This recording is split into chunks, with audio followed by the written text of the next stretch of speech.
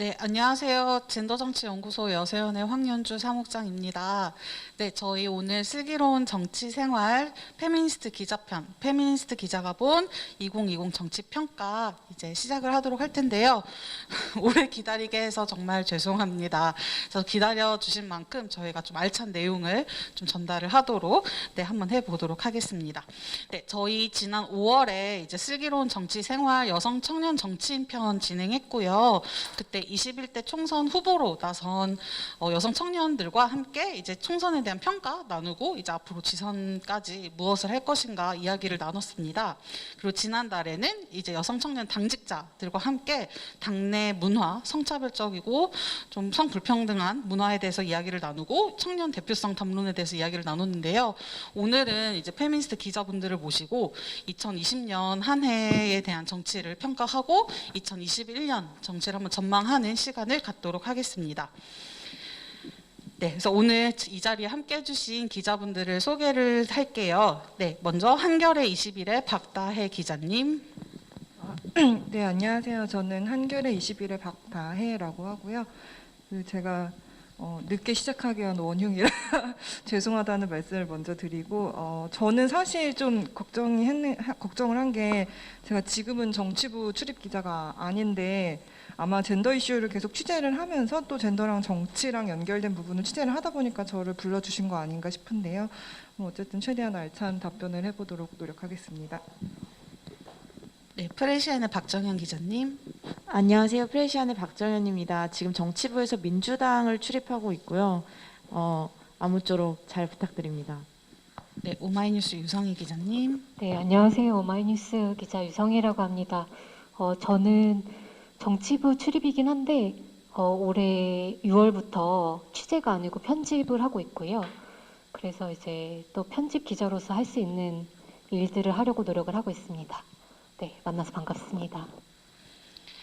네, 오늘 이 토론회 자리는 저희 방역 지침 준수하면서 진행을 하고 있고요. 현장에 직접 여러분들을 모시지 못해서 좀 많이 썰렁한데 지금 실시간 채팅 댓글 보고 있어요. 그래서 실시간 댓글로 많이 반응과 함께 남겨주시길 바랍니다. 댓글은 진행자에게 힘이 됩니다. 네, 그래서 저희 이제 본격적으로 시작을 해볼게요.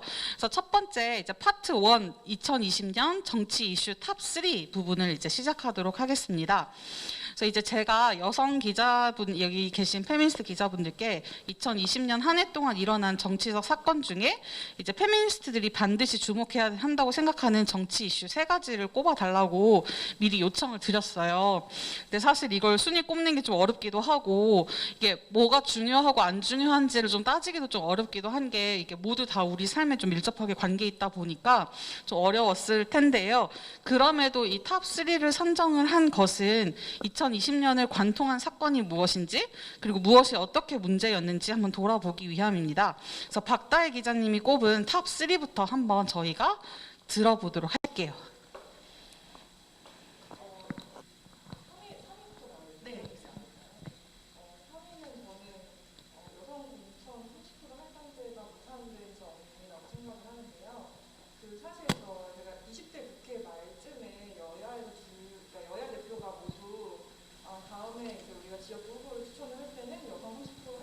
맞추겠다라고 사실 공약을 했고, 그래서 21대 총선에 어떻게 되나 좀 제가 기대를 많이 했었는데, 실질적으로는 민주당 지역구 여성 공천율이 한 12.6%고 국민의힘도 10.2%라서 둘 다 10%밖에 들고 나왔더라고요. 그래서 이게 사실 제가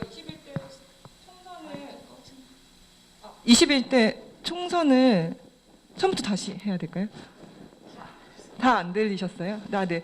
제 3위는 공천 30% 할당제 무산인데요. 이게 20대 국회 마지막쯤에 여야 대표가 여성 후보를 30%가 최소 30% 공천을 하겠다라고 약속을 사실 했는데 21대 총선에서 정작 나타난 거는 민주당 역시도 지역구 여성 공천율은 12.6%에 불과했고 국민의힘도 10.2%에 불과했어요. 그러니까 거의 30%의 반도 안 되는 공천율을 기록한 게 좀 굉장히 아쉽고 좀 짚어볼 만한 부분이라고 생각을 했고요.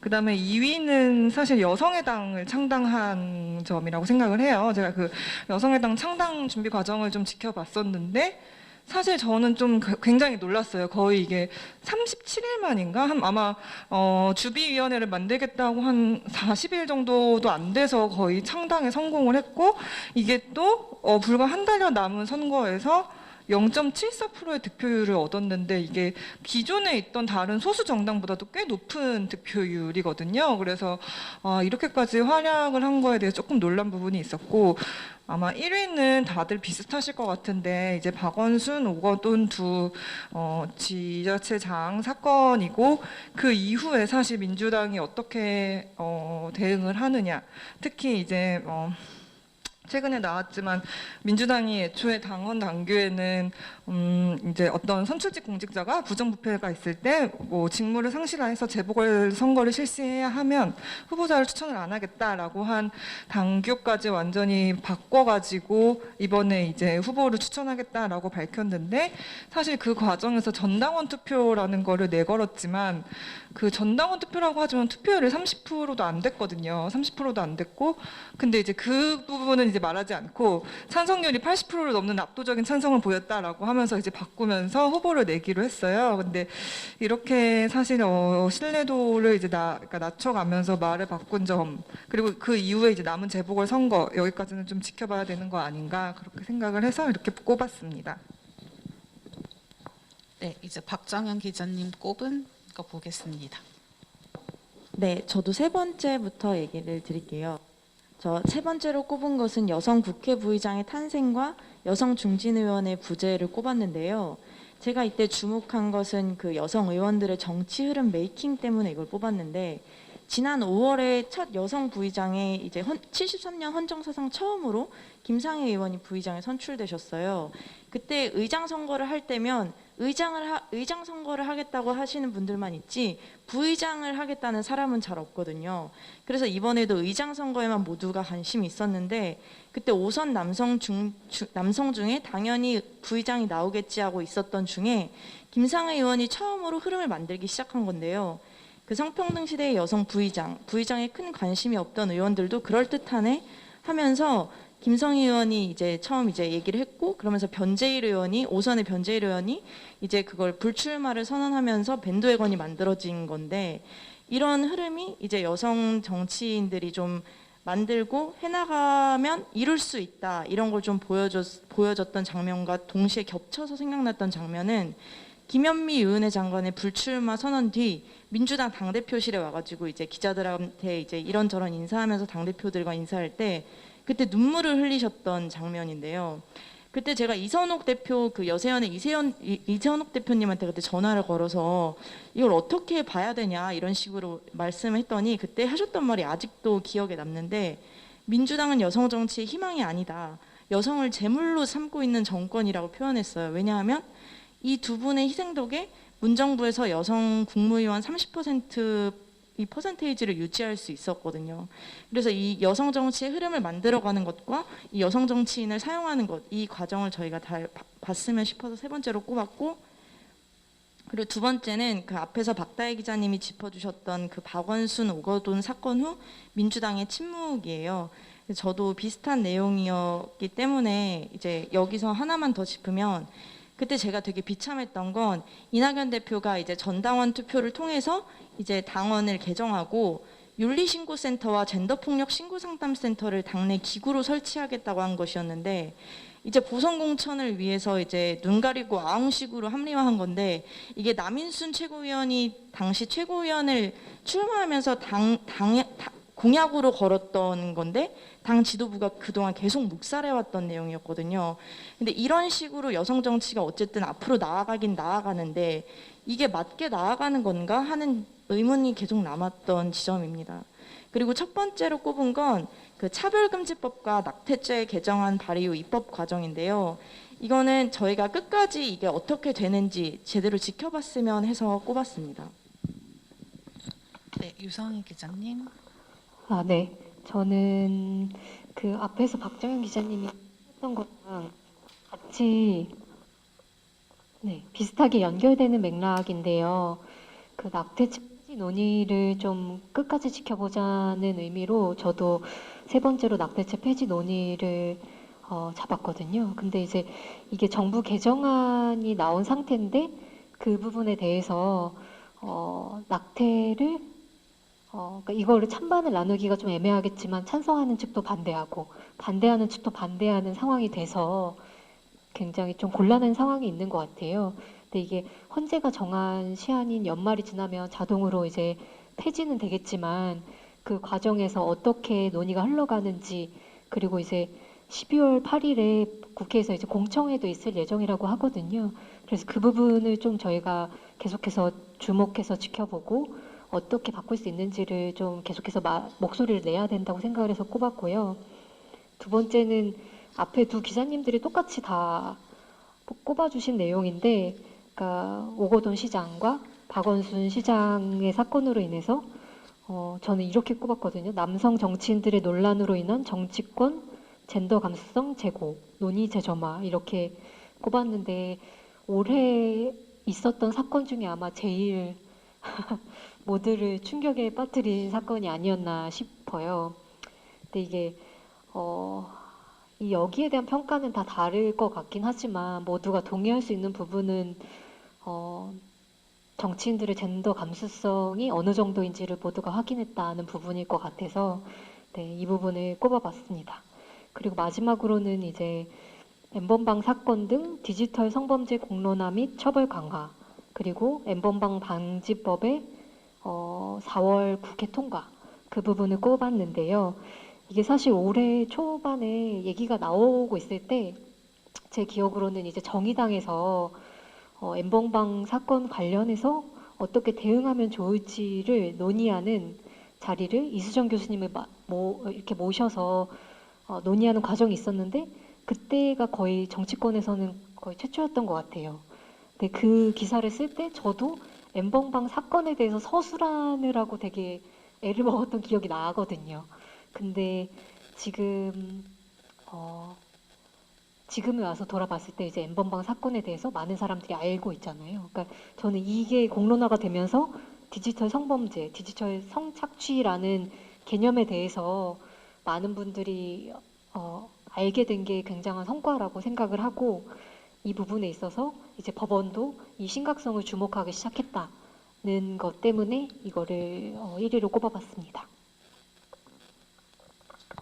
네, 이렇게 2020년 정치 이슈 이제 탑3 이제 3명의 기자분들이 뽑아주신 거를 한번 살펴봤는데 일단 겹치는 사건들이 많다라는 거는 그만큼 우리를 되게 분노하게 했다라는 거고 일단 총선 기간에 이제 뭐 여성 공천 30% 하겠다 뭐 당 대표들이 막 되게 공언을 하고 이제 여성계에서도 이제 기자회견을 통해서 이제 30% 공천해라 여성 대표성 확대해라라고 계속 이야기를 했음에도 그게 지켜지지 않았고 그래서 제가 알기로는 진보당 그러니까 이전에 그때 당시 민중당이었죠. 거기서가 지역구 여성 공천을 거의 동수로 했었고 정의당에서도 거의 30% 이상 했었는데 그때 국가혁명 대당금당인가요?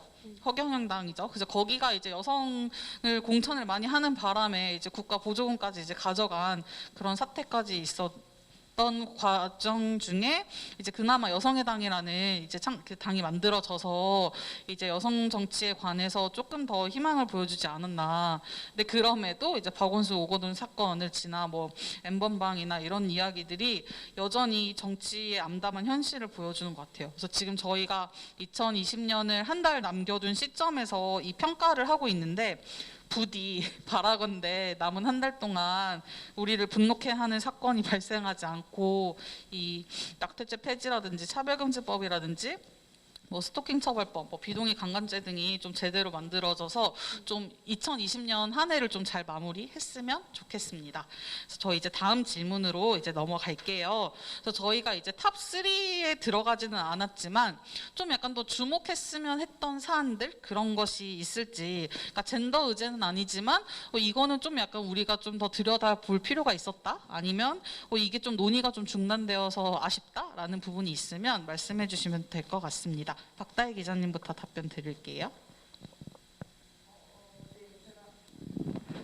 이 부분 답변으로 준비한 것 중에 하나는 이제 앞서 두 기자님이 말씀해주신 부분이랑 좀 겹치는 부분도 있는데요. 하나는 그러니까 이게 여성 의제에 대한 좀 무지함이 되게 많이 드러나는 것 같아요. 국회의원들 사이에서. 이게 근데 제가 또 사실 여성 의제라고 적고도 조금 이렇게 계속 명명하는 게 맞나라는 좀 고민이 들었어요. 왜냐하면 여성 의제라고는 하지만 이것들이 디지털 성범죄 그리고 낙태죄도 사실 어떻게 보면 여성의 굉장히 기본적인 건강에 관한 이슈라서 사실은 이게 여성 의제라는 말로 어떤 특정 누군가만을 대상으로 한 의제가 아니라 결국에는 국민들의 건강과 어떤 폭력으로부터의 보호 이런 게 아닌가 싶어서 어쨌든 그런 의제에 대한 완전히 무지함을 굉장히 드러내고 있다는 생각이 들고요. 앞서 그 공천 30% 할당제랑 좀 연결되는 거기도 한데 제가 올해 본 기사 중에 되게 재밌었던 게 민주당에서 이제 최고위원 선거를 할 때 그 여성 그 최고위원 중에도 30%를 여성한테 주냐 안 주냐를 가지고 논의를 했는데 그게 30%라는 게 사실 제가 듣기로는 어떤 한 집단 내에서 그 소수자가 그 자신의 목소리를 내기 위한 되게 최소치가 30%라고 알고 있어요. 그냥 미니멈 한 그 수치인데 그게 이제 맞춰지지도 않으면서 근데 민주당 내부에서 이제 젊은 남성 의원들이 여성에게 30%를 주는 거는 역차별이다. 그리고 여성 의원들이 능력만 있으면 자기들이 뚫는 거 아니냐. 약간 이런 식의 의견을 냈다는 기사를 봤어요. 그래서 아 이게 어떤 소수 집단에 대한 어떤 적극적인 보호 조치, 그러니까 그런 적극적 조치와 공정과 평등과 차별과 이런 이슈들에 대해서 사회적으로 논의가 더 많이 돼야 하는 개념이구나라는 그런 생각이 좀 들었던 게 있고요. 그다음에 또 하나는 사실 이건 뭐 젠더 의제는 아니지만 어쨌든 정치 이슈로서 저 개인적으로는 사실 21대 총선을 굉장히 기대를 많이 했었거든요. 이전에 최근 이 몇 년 동안 일어났던 이 페미니즘 리부트 이후에 어떤 그 여성의 정치 세력화가 어떻게 될 것이냐에 대한 관심도 있었고 개인적으로는 이 준연동형 비례대표제라는 걸로 선거제가 바뀌면서 어떻게 보면 이 국회가 조금은 더 다양해질 수 있는 기회가 아닐까 해서 사실 기대를 좀 많이 했었는데 아시다시피 여야 두 거대 정당이 위성 정당을 만들어 버림으로써 오히려 더 양당제가 굉장히 그러니까 더 견고해지는 그런 선거였잖아요. 근데 그래서 저는 사실 태어나서 처음으로 21대 총선에서 아 진짜 투표하러 가기 싫다 약간 좀 그런 감정을 전 태어나서 처음 느꼈거든요. 꾸역꾸역 가서 하기는 했지만 근데 이제 이런 식으로 사실 여야 거대 정당이 독식하는 구조가 계속돼야 할 것이냐 이 선거제도에 대한 논의는 그러니까 선거제도가 근데 되게 어려운 이슈인 것 같아요. 저도 제가 계속 공부를 하지 않으면 사실 알기 어려운 의제인데 이것만큼 또 되게 중요한 의제가 없는 것 같아서 이거는 좀 많은 분들이 계속 관심을 가지고 여기에 목소리를 내고 국회를 좀 압박도 하고 약간 이뤄야 되는 이슈가 아닌가 그렇게 생각을 했습니다. 네, 박정현 기자님. 네, 저도 선거법 이슈를 꼽았는데요. 저는 사실 작년에 선거개혁 다뤘었는데 이 선거개혁 이후에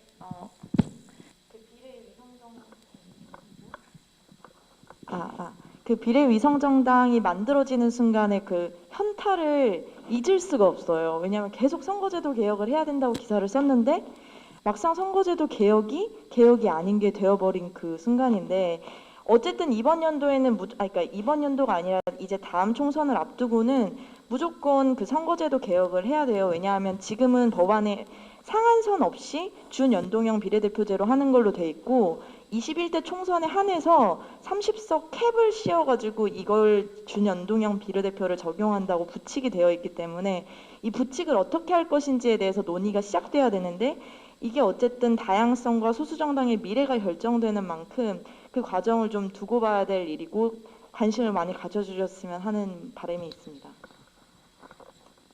네, 저는 이걸로요. 저는 그 다른 의제로는 사유리 씨 비혼 출산 논의를 좀 꼽아봤는데요. 그 최근에 약간 논의가 된 거잖아요. 근데 저는 이 부분이 중요하다고 생각하는 이유는 정상과 비정상의 개념에 대해서 다시 한번 생각해 볼 수 있는 논제라서 굉장히 생산적인 논쟁이 될 수 있다고 생각을 해서 꼽아봤고요. 그리고 또 하나는 저는 정치권에서 이제 남성 육아휴직 의무화 논의가 나오고 있는데 이게 반드시 한 근 3년 내에는 의무화가 돼야 그래야 여성들의 경력 단절이나 그런 부분이 좀 해결되지 않을까 싶거든요. 그러니까 법으로 권고할 것이 아니라 의무화를 해야 더 많은 사람들이, 더 많은 여성들이, 그리고 또 남성도 모두를 위해서 더 나은 결과가 나올 거라고 생각을 해서 이 부분에 관심을 가져야 된다고 생각을 해서 꼽아봤습니다. 그래서 박다혜 기자님이랑 박정현 기자님께서 이제 선거법 관련해서 이제 꼽아주셨는데 이건 진짜 정말 분노를 금치 못했던 일 중에 하나였는데 저희 젠더정치연구소 여세연도 이제 정치개혁 공동행동이라는 연대체에 들어가서 이제 선거제 개혁 논의에 계속 참여를 했어요. 그래서 이제는 된다. 이제 매년 이젠 될 거다. 선거법 바뀔 거다라고 했는데 작년에도 그랬고, 그러니까 이게 되게 뭔가 정당들을 만나서 이야기를 나눌 때는 되게 희망적인 것처럼 이야기를 하지만 막상 국회 문 걸어 잠그고 자기들끼리 협상할 때는 이게 전혀 그걸 안 보여주고 그 패를 안 보여주고 자기들끼리 이게 막 처음 들어봤거든요. 뭐 캡을 씌우고, 그러니까 이 뭐 연동형도 아니고 준연동형이라 그러고 되게 이상한 방식의 이름을 가지고 개혁이라고 칭하는 게 과연 맞나? 그러니까 이제 선거제도 개혁 이거는 진짜 앞으로 갈 길이 멀고 여성 정치 세력화를 위해서 진짜 필요하다라는 생각이 듭니다. 그래서 이제 아마 이제 지방선거와 대선 앞두고 선거제도 개혁 논의가 한번 올라오기는 해야 되는데 이게 또 이제 분명히 다 뒤로 밀릴 사안일 거고 분명히 다음 총선 앞두고 또 급하게 또 이제 고치거나 할 것 같아서 그 부분은 저희가 계속해서 이제 관심을 갖고 활동을 해야 될 것 같습니다. 네, 이제 2020년 정치에 대해서 이 정도 이슈들이 있었고 이런 사건들이 있었다 살펴봤는데요. 이제 파트 2로 넘어갈게요. 그래서 2020년 정치 얼마나 달라졌을까? 안 달라진 것 같기는 한데 그럼에도 한번 달라진 부분이 있는지 한번 찾아보도록 하겠습니다. 특히 올해 지금 저희가 이렇게 온라인 생중계를 시작하고 이 마스크를 다 쓰고 진행을 하는 것도 다 코로나 때문이잖아요. 그래서 코로나19 감염 확산으로 이제 정치권 내에서 좀 바뀐 장면들이 있을지 궁금하거든요. 그래서 선거 운동 과정에서도 이제 막 다들 마스크를 쓰고 뭐 악수하지 않는 대신에 뭐 주먹 인사라는 그냥 목례 정도 하고 이런 식으로 많이 바뀌었는데 그리고 이제 지금도 의원분 몇 명이 지금 자가격리 들어갔잖아요. 확진자 접촉으로. 그래서 이런 그러니까 감염병이 만연한 이 시기에 이제 정치권의 어떤 달라진 모습이라든지 아니면 문화가 조금 달라졌다든지 약간 이런 것들이 좀 궁금해서 한번 들어보도록 하겠습니다.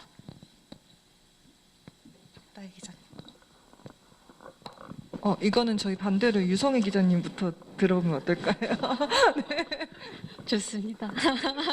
저는 약간 근데 다들 뭐라 그래야 돼 예측 가능한 거긴 한데요.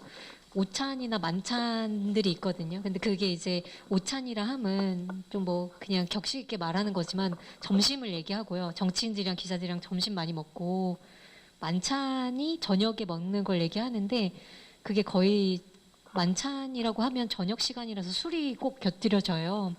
근데 그게 확실히 확 줄었어요. 그래서 저도 그러니까 기자들이 참여하는 것도 줄었지만 정치인들이 자꾸 이렇게 부르는 것도 많이 줄어들어서 근데 그런 술자리가 되게 위험하거든요. 특히 기자들한테는 그런 부분이 좀 많은 정치인들이 실수를 할 수 있는 어떤 기회가 되는데 그런 것들이 좀 원천 차단된다는 점에서 좀 낫다고 생각이 되고 또 말씀해 주신 것처럼 스킨십이 줄어들었다. 근데 예전에는 꼭 뭐 이렇게 악수를 한다거나 뭐 그런 경우가 많았는데 그런 것들이 확실히 줄어들었다는 게 변화의 어떤 시작점인 것 같습니다. 네, 일단 국회가 셧다운에 들어갔었는데요. 그래서 정치부 기자들은 재택근무를 할 수밖에 없는 상황이 있기도 했었고 저희 주요 취재 경로 중에 하나가 백브리핑이라고 이제 정치인들이 회의가 끝나고 이동할 때 저희가 이제 붙어서 현안에 대한 질문을 하면서 그때 이제 현안에 대한 입장들을 들을 수 있는데 이제 확진자가 나오면서 이 회의를 취재 내용을 전달해주는 풀러 체제로 바꿨어요. 그러면서 이제 백브리핑을 없애자는 얘기를 이제 각 당에서 좀 했었거든요. 근데 이제 그거가 이제 금지가 되면은 이제 기자들이 현안을 물을 수 있는 기회가 확실히 줄어들고 그럼 견제할 수 있는 가능성도 좀 낮아지니까 기자단 차원에서 그거는 금지하지 말아달라 이런 식으로 여러 번 요청을 해서 팩브리핑을 하기로 입을 모았고 근데 이게 플로로 중계나 부족한 부분을 좀 채우려고 하지만 일단 들어갈 수 있는 기자 수가 확연히 줄어들었기 때문에 질문을 할 수 있는 기자 수가 그만큼 줄어든 거나 다름이 없어서 좀 어쨌든 감시나 견제 양이 적어진 건 사실이고요. 다만 이 정치인들이 특수 상황을 감안해서 전화를 되게 잘 받아주세요. 그래서 좀 비하인드 스토리를 많이 얘기해 주는데 여기서 제일 중요한 건 그동안 먹었던 밥과 술의 양이에요. 왜냐하면 그동안 그 정치인하고 얼마나 밥하고 술을 많이 먹었느냐에 따라 내가 이 기자와 신뢰관계가 있으니까 더 이 정도 얘기해도 되겠지, 더 얘기해줘도 되겠지 이런 게 있거든요. 그래서 아까 앞서 말씀하셨던 오찬과 만찬의 양이 점점 더 중요해지는 그런 시기인 것 같습니다. 유성애 기자님에게 먼저 마이크를 넘긴 건 제가 지금은 국회 출입이 아니다 보니까 아마 제가 출입할 때랑 또 좀 다르고 실질적으로 취재 관행에서 어떻게 바뀌었는지 좀 짐작하기가 어려워서 유 기자님께 먼저 마이크를 드렸고요. 저는 19대 국회 때 출입을 했었는데 그때 말씀하신 것처럼 사실 오찬 때도 폭탄주를 워낙 많이 마셨어야 되고 그런 식의 어떤 스킨십 아닌 스킨십이 계속 있었는데 이제 아무래도 뭐 코로나 상황에는 그게 뭐 많이 없어졌을 것 같고 개인적으로 저는 뭐 예를 들어 의원들을 직접 만나기보다는 정책을 취재를 하기 위해서 국회의원회관을 많이 출입을 했었는데 이제 의원회관 출입이 사실 제한이 많이 생겼던 점 그리고 이런 토론회들이 다 비대면 토론회로 뭐 전환이 됐다는 점 그런 것들이 있어요. 근데 제가 사실 옆에서 보면서 느낀 거는 저의 가까운 지인이 보좌진이기 때문에 보좌진이 코로나 시국에 어떻게 일하는지를 봤는데 놀랍도록 비대면이 안 되더라고요. 그냥 이렇게까지 해도 되나 싶을 정도로 출근을 계속 요하는 그런 암묵적인 보좌진 문화가 있는 건지 뭐 일반화하기는 어렵겠지만 나중에 아마 보좌진 그런 문화를 얘기할 때 또 말을 할 수 있겠지만 안전보다는 일단 어쨌든 굉장히 그 수직적인 의원실 문화에 맞춰서 위험을 감수하고 출근해야 하는 그런 문화도 좀 있는 것 같더라고요. 그래서 그냥 제가 옆에서 봤을 때 느꼈던 건 좀 그런 거였습니다. 네. 그 보좌진 출근하는 거 관련해서 저도 몇 가지 막 들은 게 뭐 국회는 뭐 코로나 청정 지역이냐, 왜 보좌진은 왜 재택 안 하냐, 뭐 이런 식의 불만의 목소리들이 좀 있더라고요. 그래서 저는 이 질문을 약간 준비하면서 코로나로 이제 지역구 의원들 같은 경우에는 지역구민들을 좀 만나는 기회가 좀 적어질 테니 뭔가 정책이라든지 입법이라든지 이런 걸 좀 더 신경 쓰지 않을까라는 궁금증이 좀 생겼는데 그거는 좀 어떤 거 같으세요? 이게 코로나 이전보다 뭔가 입법하는 약간 비대면으로 하다 보니 좀 약간 의원들이 뭐 본인의 입법이나 정책에 좀 더 집중을 하게 됐든지 혹시 문득 든 궁금증인데 어떠신 것 같으세요? 아닌가요? 박장현 기자님? 그랬으면 참 좋겠는데 크게 뭔가 이렇게 괄목할 만한 그런 말씀해주신 지점인지는 잘 모르겠습니다. 좀 아쉽네요. 저도 인상평일 수는 있겠지만 사실 우리나라 정치 문화에서 그러니까 좋은 법을 만들고 좋은 정책을 만드는 사람이 그만큼의 지지를 받는 것만큼 이상적인 일은 없겠지만 아직까지는 사실 좋은 법안 하나 발의하는 것보다 지역구에 가서 주민들이랑 인사를 한 번 더 하는 게 사실 본인의 재선 3선에 더 결정적인 영향을 미친다고 생각을 하고 실제로도 그런 문화인 것 같아요. 그래서 아마 코로나 때문에 직접 못 만나면 어떻게 더 만날 수 있을까를 고민하지 않았을지 좀 그런 생각이 듭니다. 네. 네, 이제 다음 질문인데요.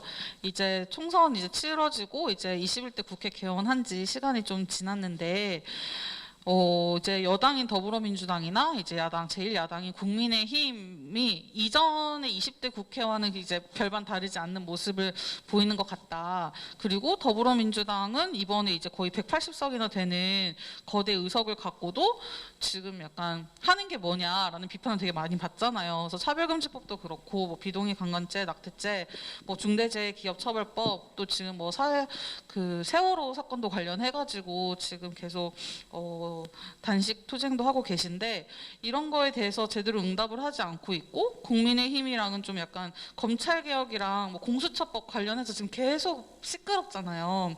근데 이제 이 내부 국회 내부나 아니면 또는 가까이서 지켜본 기자님들 입장에서 이게 과연 20대랑 비교했을 때 좀 변했는지, 그러니까 긍정적으로 변한 거라든지 부정적으로 변한 거라든지 아니면 그냥 똑같다라든지 좀 한번 이 의견을 듣고 싶습니다. 네, 박다혜 기자님부터 이야기 드릴게요. 이번에 박정현 기자님부터 하는 건 어때요? 일단 그럴까요? 네. 네, 아니요. 제가 안 그래도 그 여세연 토론에 온다고 해서 며칠 전에 있었던 이야기를 너무 하고 싶었는데 할 만한 공간이 없어서 아쉬웠는데 이렇게 하게 돼서 참 좋은데 저는 차별금지법에 관한 얘기를 주로 하고 싶은데 이제 며칠 전에 김태년 민주당 원내대표랑 몇몇 언론사들 코로나 때문에 몇 언론사들을 상대로 좀 제한적인 간담회를 가졌는데 그 자리에서 이제 김태년 원내대표한테 이제 차별금지법을 어떤 식으로 좀 진행할 계획이냐 이런 식의 입장을 물었는데 하도 많은 현안들이 있다. 그래서 논의를 못 하고 있다. 이렇게 대답을 하시고 기자들이 약간 분위기가 전부 다 쎄해진 거예요. 왜냐면 아무리 그래도 그렇게 대답을 하시면 안 되는데 그러다가 글 쎄해지니까 중요한 문제이긴 한데 이렇게 하고 이제 그 답변을 멈추셨거든요. 그래서 나중에로 대표되는 그 민주당의 스탠스가 그대로 드러난 것 같았었고 이걸 좀 얘기를 하고 싶은데 얘기할 만한 기회가 없었는데 여기서 하게 돼서 참 좋고 그리고 제가 이 차별금지법에 관해서 이제 취재를 하면서 느낀 게 이 정치인한테 이 차별금지법에 관한 질문을 하는 걸 그들은 좀 자신을 향한 공격으로 받아들이기도 하더라고요.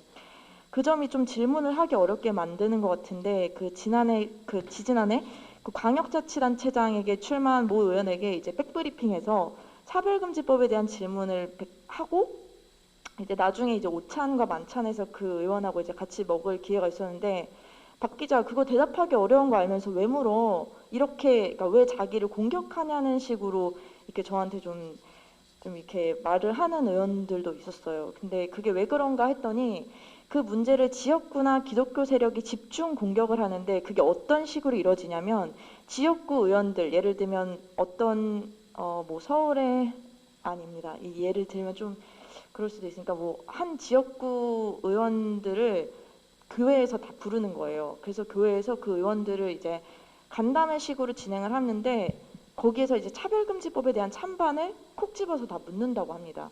의원님 어떻게 생각하세요? 의원님 어떻게 생각하세요? 의원님은 찬성할 것 같은데 꼭 반대하셔야 됩니다. 이런 식으로 그 직접적인 압박 그리고 계속해서 이렇게 좀 교류가 이어지는 상황에서 그런 압박을 받다 보니까 지역구 의원 같은 경우는 특히나 더 차별금지법에 대해서 좀 소극적인 태도를 보이고 있고 그걸 의원에 대한 공격으로 받아들이는 태도 좀 문제라고 생각합니다.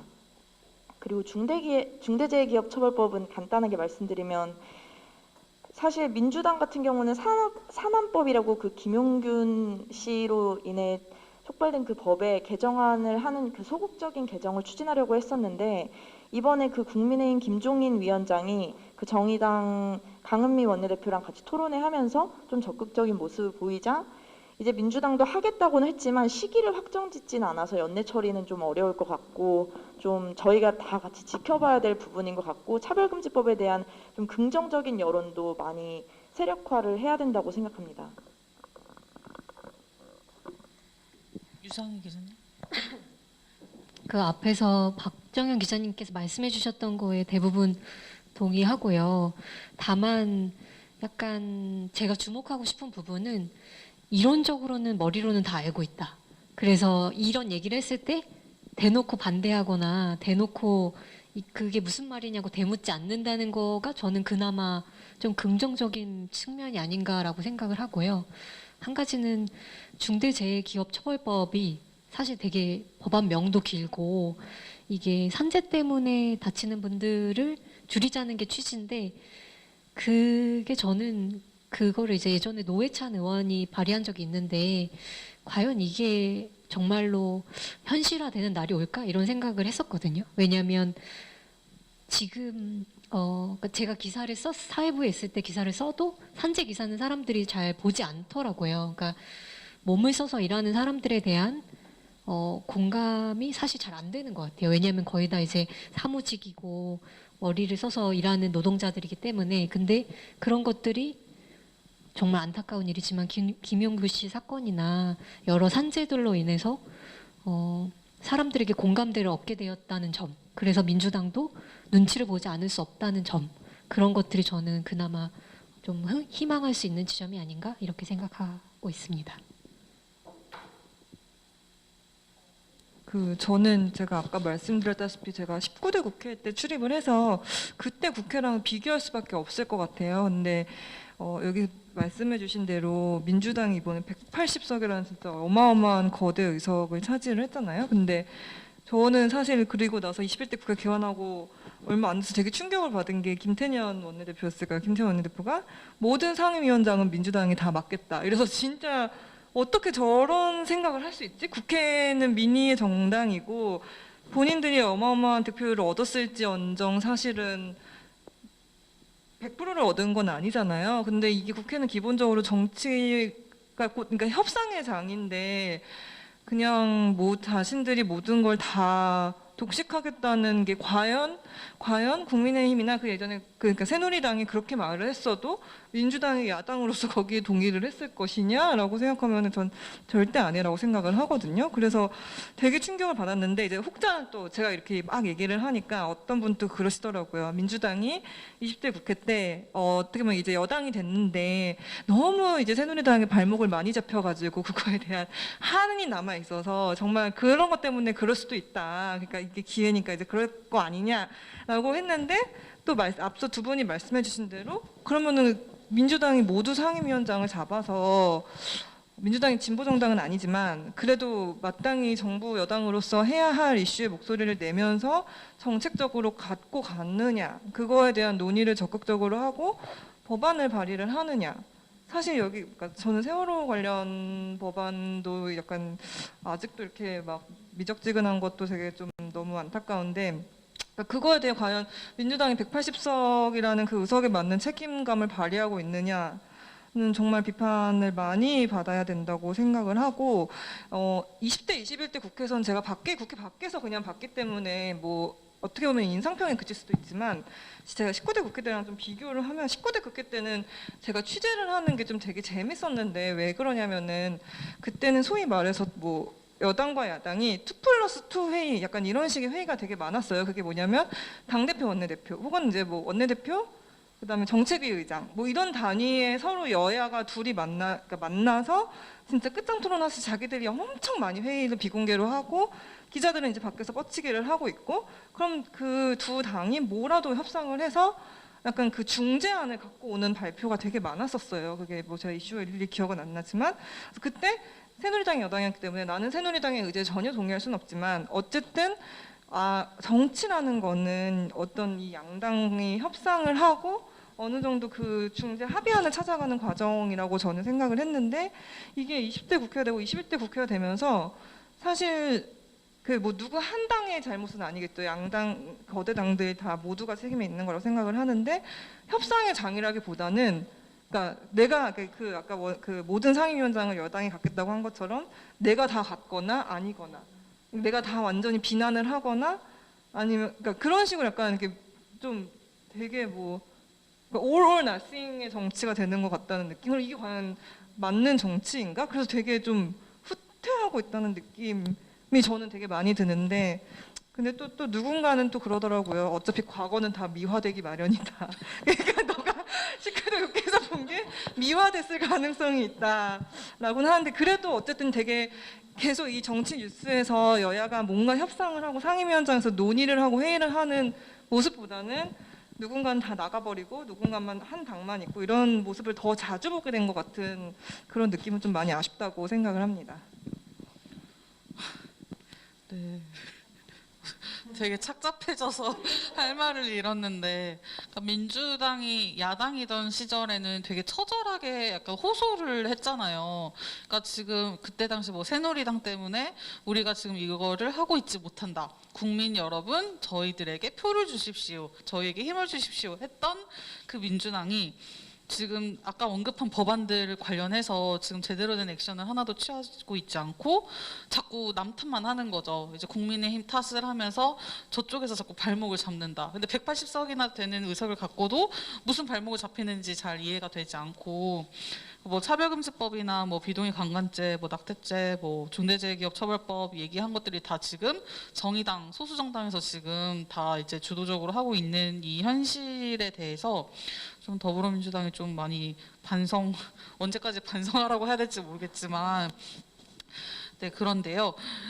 그래서 다음 질문으로 넘어가서 이제 21대 국회에서 이제 여성 의원 수가 조금 늘어났어요. 20대에 비교해서 아주 조금 늘어났지만, 네, 이제 국회 논의 테이블에서 이제 뭐 여성 이슈나 뭐 젠더 이슈가 좀 더 많이 다뤄지거나 뭔가 제대로 다뤄지고 있지는 못한 것 같고, 그 아까 언급한 이제 사안들 또는 N번방 처벌법 관련해서 이제 이게 사회적으로 되게 요구가 큰데도 불구하고 진짜 소수 몇 명 의원들을 빼고는 약간 이야기를 잘 하고 있지 않는 것 같아요.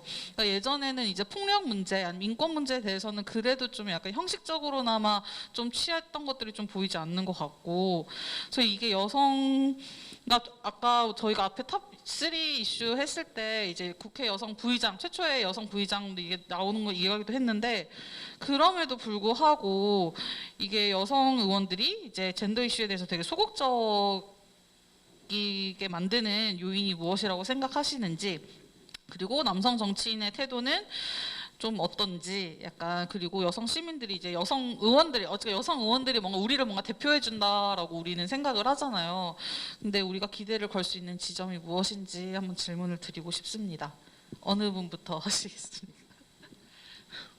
유성희 기자님부터 갈까요? 네. 일단 저는 목소리를 내지 못하는 이유가 관심이 없어서는 아니라고 보고요. 제가 파악한 바로는 여성 의원님들을 만나서 이제 식사를 하거나 아니면 전화로 이제 취재를 하면서 이렇게 저렇게 여쭤보면 다들 고민은 있으신데, 제가 파악한 가장 큰 이유는 지도부가 다 남성이기 때문이에요. 그리고 그러니까 어쨌든 정치를 하겠다고 결심을 하신 분이라면 계속해서 이제 재선을 꿈꾸고 그 다음 3선을 꿈꿀 수밖에 없잖아요. 근데 그 과정에서 그 지도부의 눈치를 볼 수밖에 없는 상황인 거죠.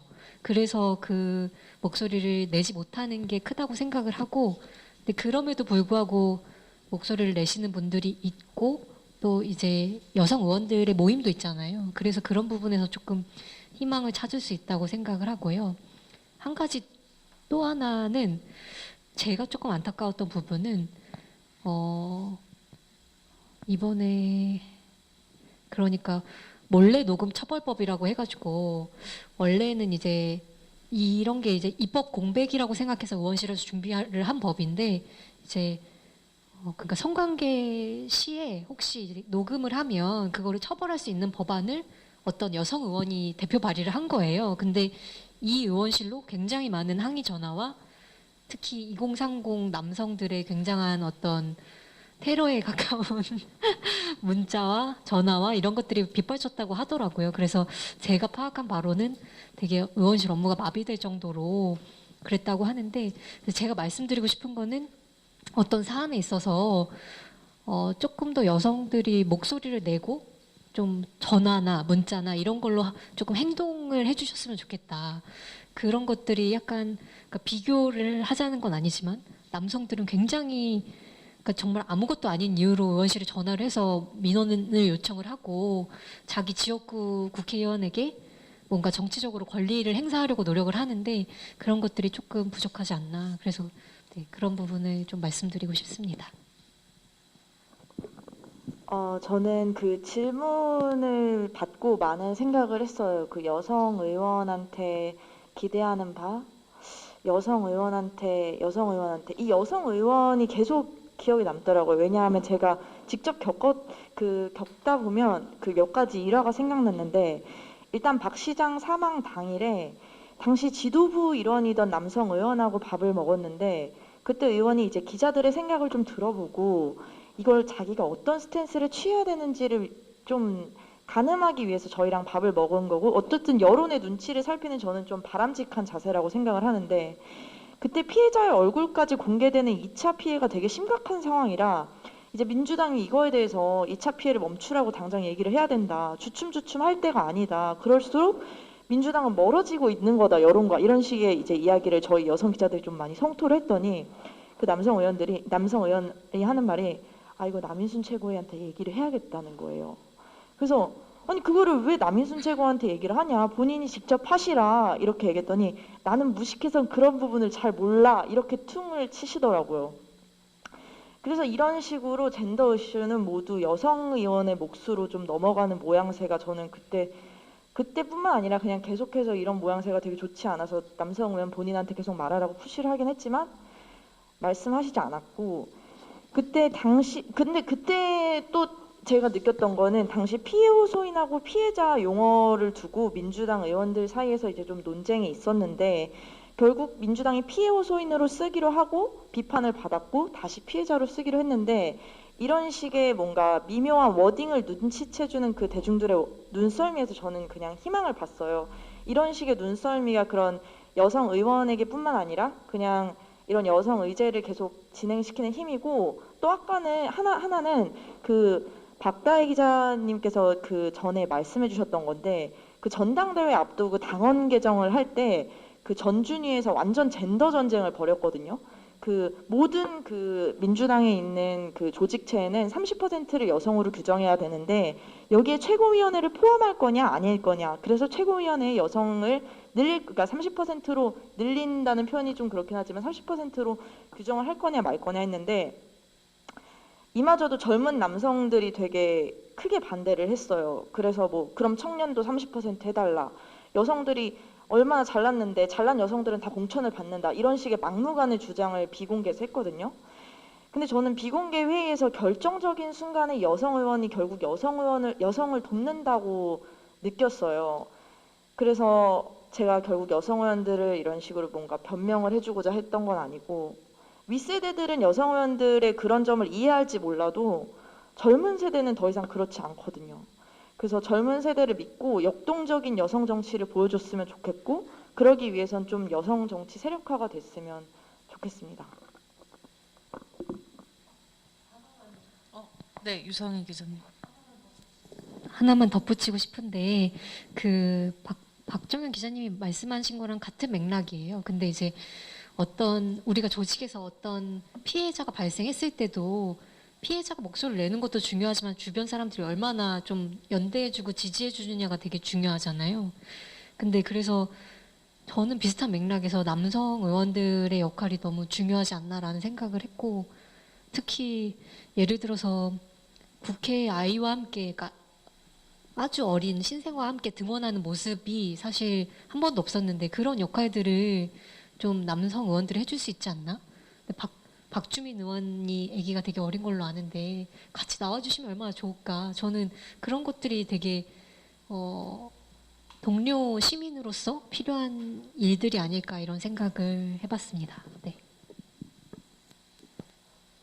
말씀 들으면서 제가 유 기자님보다 엄청 비관적이고 시니컬하구나, 약간 이런 생각을 한 게, 남성은 누가 과연 데려올 것이냐, 약간 그런 생각을 했는데, 근데 사실 이제 어쨌든 이 핵심은 앞에 두 기자님이 다 말씀을 해주신 것 같아요. 그러니까 근데 사실 이게 여성 의원 수가 늘어났다고 하지만 이번에도 제가 알기로는 21대 국회에서 19%대거든요. 근데 이게 제가 작년인가 기사를 한번 쓴 적이 있는데, 국회 대수가 이제 바뀔 때마다 정확하게 딱 2%씩 늘어나더라고요. 13%, 15%, 17%, 19% 이렇게. 근데 2%씩 늘어난다고 가정을 해서 계산을 하니까 이게 국회에서 여성이 절반이 되려면 66년이 걸리는 거예요. 그래서 반세기가 아직 더 남아있다. 약간 근데 아직 갈 길이 멀다. 이게 그러니까 늘어나는 것도 너무 소수라서 사실 이제 아직도 이게 여성 의원, 그러니까 그런 것 때문에 사실 여성 의원들이 딜레마도 있을 거고 그 이중적인 부담을 지기도 하는 것 같아요. 그래서 말씀하신 대로 사실 가장 큰 이유는 공천이죠. 사실 공천. 그 앞에 유 기자님과 박 기자님 둘 다 말씀하신 대로 관심이 없는 건 아니라고 생각을 해요. 사실 남인순 의원이 그 눈물을 흘렸던 그런 장면도 있었는데 관심이 없다기보다는, 그리고 사실 만나서 저도 대화를 해보면 이분이 예를 들어 대외적으로는 여성 이슈에 대해 적극적으로 나서는 분은 아니더라도 관련해서 얘기를 하다 보면 어쨌든 남성 의원들보다는 되게 기본적인 이해나 그러니까 본능이라고 표현할지 모르겠는데 그런 기본적인 이해도는 확실히 좀 높으세요. 감수성 부분도 그렇고. 근데 이제 그거가 되지 않는 거는, 그거를 대외적으로 얘기하기 어려운 거는 결국 내가 살아남으려면 당 지도부의 공천을 받아야 되기 때문에, 그리고 사실 내가 여성 이슈로서 특히 최근처럼 젠더 이슈가 굉장히 되게 첨예한 어떤 갈등이나 대립으로 나타나는 사회 분위기에서는 내가 여성 이슈나 여성 관련 법안을 해서 자꾸 이제 뉴스나 신문 지면을 장식을 하게 되면 그게 과연 지역구에서 좋은 평가를 받을 것이냐, 아마 많은 여성 의원들이 거기에 물음표를 혹은 사실은 부정적인 생각을 갖고 있을 거라고 생각을 해요. 그러니까 결국에는 어떻게 보면 사회가 젠더 이슈를 다루는 것과 비슷한 그냥 수준에서 이제 얘기를 하려다 보니까 그런 거 아닌가 싶기도 하고, 기본적으로는 사실 정치 문화가 굉장히 가부장적인 문화고 마초적인 문화라서, 그러니까 속된 말로 사실 패거리 문화라고도 하는데 그게 박원순 사건 때 되게 많이 잘 드러났다고 생각을 하는데, 그러니까 사실 보면은 정치인들이 서로를 챙겨주는 모습을 보면 형님 아우예요. 그냥 형님이에요. 그러니까 이 사람이 나한테 얼마나 충성을 하고 나와 얼마나 술을 많이 마시고 이거에 따라 나의 생존이 결정이 되는데, 그러니까 여성 의원들이 그런 문화에서 살아남으려면 내가 남성화가 되던가 나가 나의 의지를 계속 굽히던가 숨기던가 약간 이제 그런 식으로밖에 살아남을 수 없는 분위기가 아직도 정치계에서는 굉장히 많이 남아있는 것 같다라는 생각이 들고, 그나마도 이번에 21대 국회에서 뭐 류호정 의원, 장혜영 의원, 뭐 권인숙 의원 이렇게 좀 저는 그 세 분은 사실은 지역구 재선에 크게 관심이 없으세요보다는 내가 지역구 재선보다는 지금 국회에서 내가 낼 수 있는 목소리에 조금 더 집중을 하겠다라고 사실 결심을 하신 의원들이 아닐까라고 생각을 하는데, 그러니까 그런 의원들이 나타나면서 어떻게 보면은 굉장히 긍정적인 거는 여성 유권자들한테 약간의 정치 효능감을 심어줄 수 있다는 게 굉장히 긍정적인 것 같아요. 그래서 그거는 조금 좀 진보한 거 아닌가 싶은데, 아까 유 기자님이 말씀하셨나요? 여성들이 목소리를 많이 잘 내는 게 정말 중요한 것 같다는 생각을 해요. 이게 앞서 제가 그 정치 이슈 꼽은 것 중에 하나가 여성의당 창당이 있었고, 여성의당 창당의 의미가 있는 거는 저는 어떤 여성의당의 어떤 정당 기조나 뭐 그런 것에 대해서 좀 토론할 부분도 있다고 생각은 하지만, 그럼에도 불구하고 그 되게 젊은 여성들이 되게 적극적으로 정치의 주체가 돼서 창당을 했다는 건 정말 의미 있는 일이라고 생각을 하는데, 정치적인 주체화가 되는 게 그렇게 정당을 창당하는 것도 있지만 사실 이렇게 기존 정당에서 못하는 부분에 대해서 조금 더 적극적으로 이야기를 하고 지역구에서도 목소리를 많이 내야 되고, 조금 더 그런 액션이 저도 구체적으로 필요한 거 아닌가, 약간 좀 그런 생각을 합니다. 네. 네. 그래서 저희 젠더정치연구소 여세연이 이제 여성정치 세력화나 뭐 성평등, 뭐 국회, 뭐 정치를 위해서 활동하는 단체이다 보니까 좀 약간 여성 의원들에 대한 좀 약간 모순적인 감정이라고 해야 되나? 그러니까 미국의 민주당 그 경선 사퇴했던 그 엘리자베스 워런이 했던 말 중에 이제 젠더는 모든 여성들에게 그러니까 트랩이다, 그러니까 덫이다. 그러니까 젠더 관련한 질문을 했을 때 이거를 그러니까 뭐 나는 뭐 이 경선 과정에서 나는 이 정치판에서 성차별을 겪었다라고 하면 징징거린다라고 하고 난 차별 안 겪었는데라고 하게 되면 야 너 어느 행성에 살고 있냐라는 비판을 받는다라고 하면서 이제 여성에게 가해지는 그런 젠더 관련해서 그런 질문들이나 요구가 좀 약간 혹독하다는 생각이 드는 한편, 그럼 언제까지 우리가 과연 기다려줘야 되는 것인가? 그러니까 뭐 지금은 초선이라서 안 돼. 그러면 재선까지 기다려줘. 근데 재선은 또 아직 힘이 없어. 그럼 3선 뭐 최고위원 될 때까지 그럼 이게 또 그 나중에가 되는 거예요. 그러니까 그런 부분에 있어서 되게 고민이 있다가도 어쨌건 응원하는 마음인 거죠. 근데 이제 뭐 이낙연 대표가 이제 카밀라 해리스 부통령 당선됐을 때 페이스북에 그 축하 메시지 약간 올린 거를 보고 저는 정말 좀 기만적이다라고 생각을 했거든요. 그러니까 약간 어린 소녀들이 꿈을 꿀 수 있는 뭐 이런 식의 워딩을 썼던 것 같은데 이게 언제나 여성 대표성이나 여성 의제를 다루거나 그러니까 이런 것들이 항상 뭔가 나중에 후순위가 되는 현실을 되게 보여주는 것 같아서 이제 남성 의원들은 구색이라도 맞춰라. 그러니까 뭐 30%뭐 역차별이다 뭐 이런 얘기를 하지 말고 일단은 그냥 넣고 한번 해보면 되지 않을까라는 또 민주당에 대한 비판으로 끝이 났습니다. 네, 마무리가 좀 이상했는데. 한번 보충. 이게 사실 보면은 정부 부처에서 여가부가 처한 위치랑 똑같아요. 이게 왜냐면은 앞서 박 기자님 말씀해주신 대로 여성이나 젠더 의제가 여성들만의 이슈는 절대 아니고 결국에는 그냥 이 사회의 평등 그리고 조금 덜한 차별을 위해서 우리가 무엇을 할 것이냐 생각을 하는 거지 여성이 나서서 여성이 해결해야만 하는 이슈는 아닌데도 불구하고 이렇게 어떤 책임 소지가 불거질 때는 여성 의원들 그리고 부처는 이제 여가부를 이제 앞세워요. 근데 실질적으로 여성 의원들도 마찬가지고 여가부도 마찬가지고 할 수 있는 권한은 없어요. 권한은 거의 가지고 있는 게 없고 사실 그러면서 젠더 이슈를 자꾸 특정 누군가만의 책임지는 이슈로 되게 굉장히 사소화시켜 버리는 게 되게 문제적이라고 생각을 해요. 이게 아직도 이거는 너희들만의 이슈야. 이렇게 그러니까 남성의 이슈는 아니야. 막 이런 식으로 굉장히 되게 얕은 이해를 보여주고 있고 얕고 저는 게으르다고 생각을 해요. 그래서 그런 걸 보여주는 게 되게 씁쓸한 거 아닌가라는 생각이 듭니다. 네, 이제 다음 파트로 넘어가서 이제 여기 모신 페미니스트 기자분들께 좀 집중을 하려고 하는데요.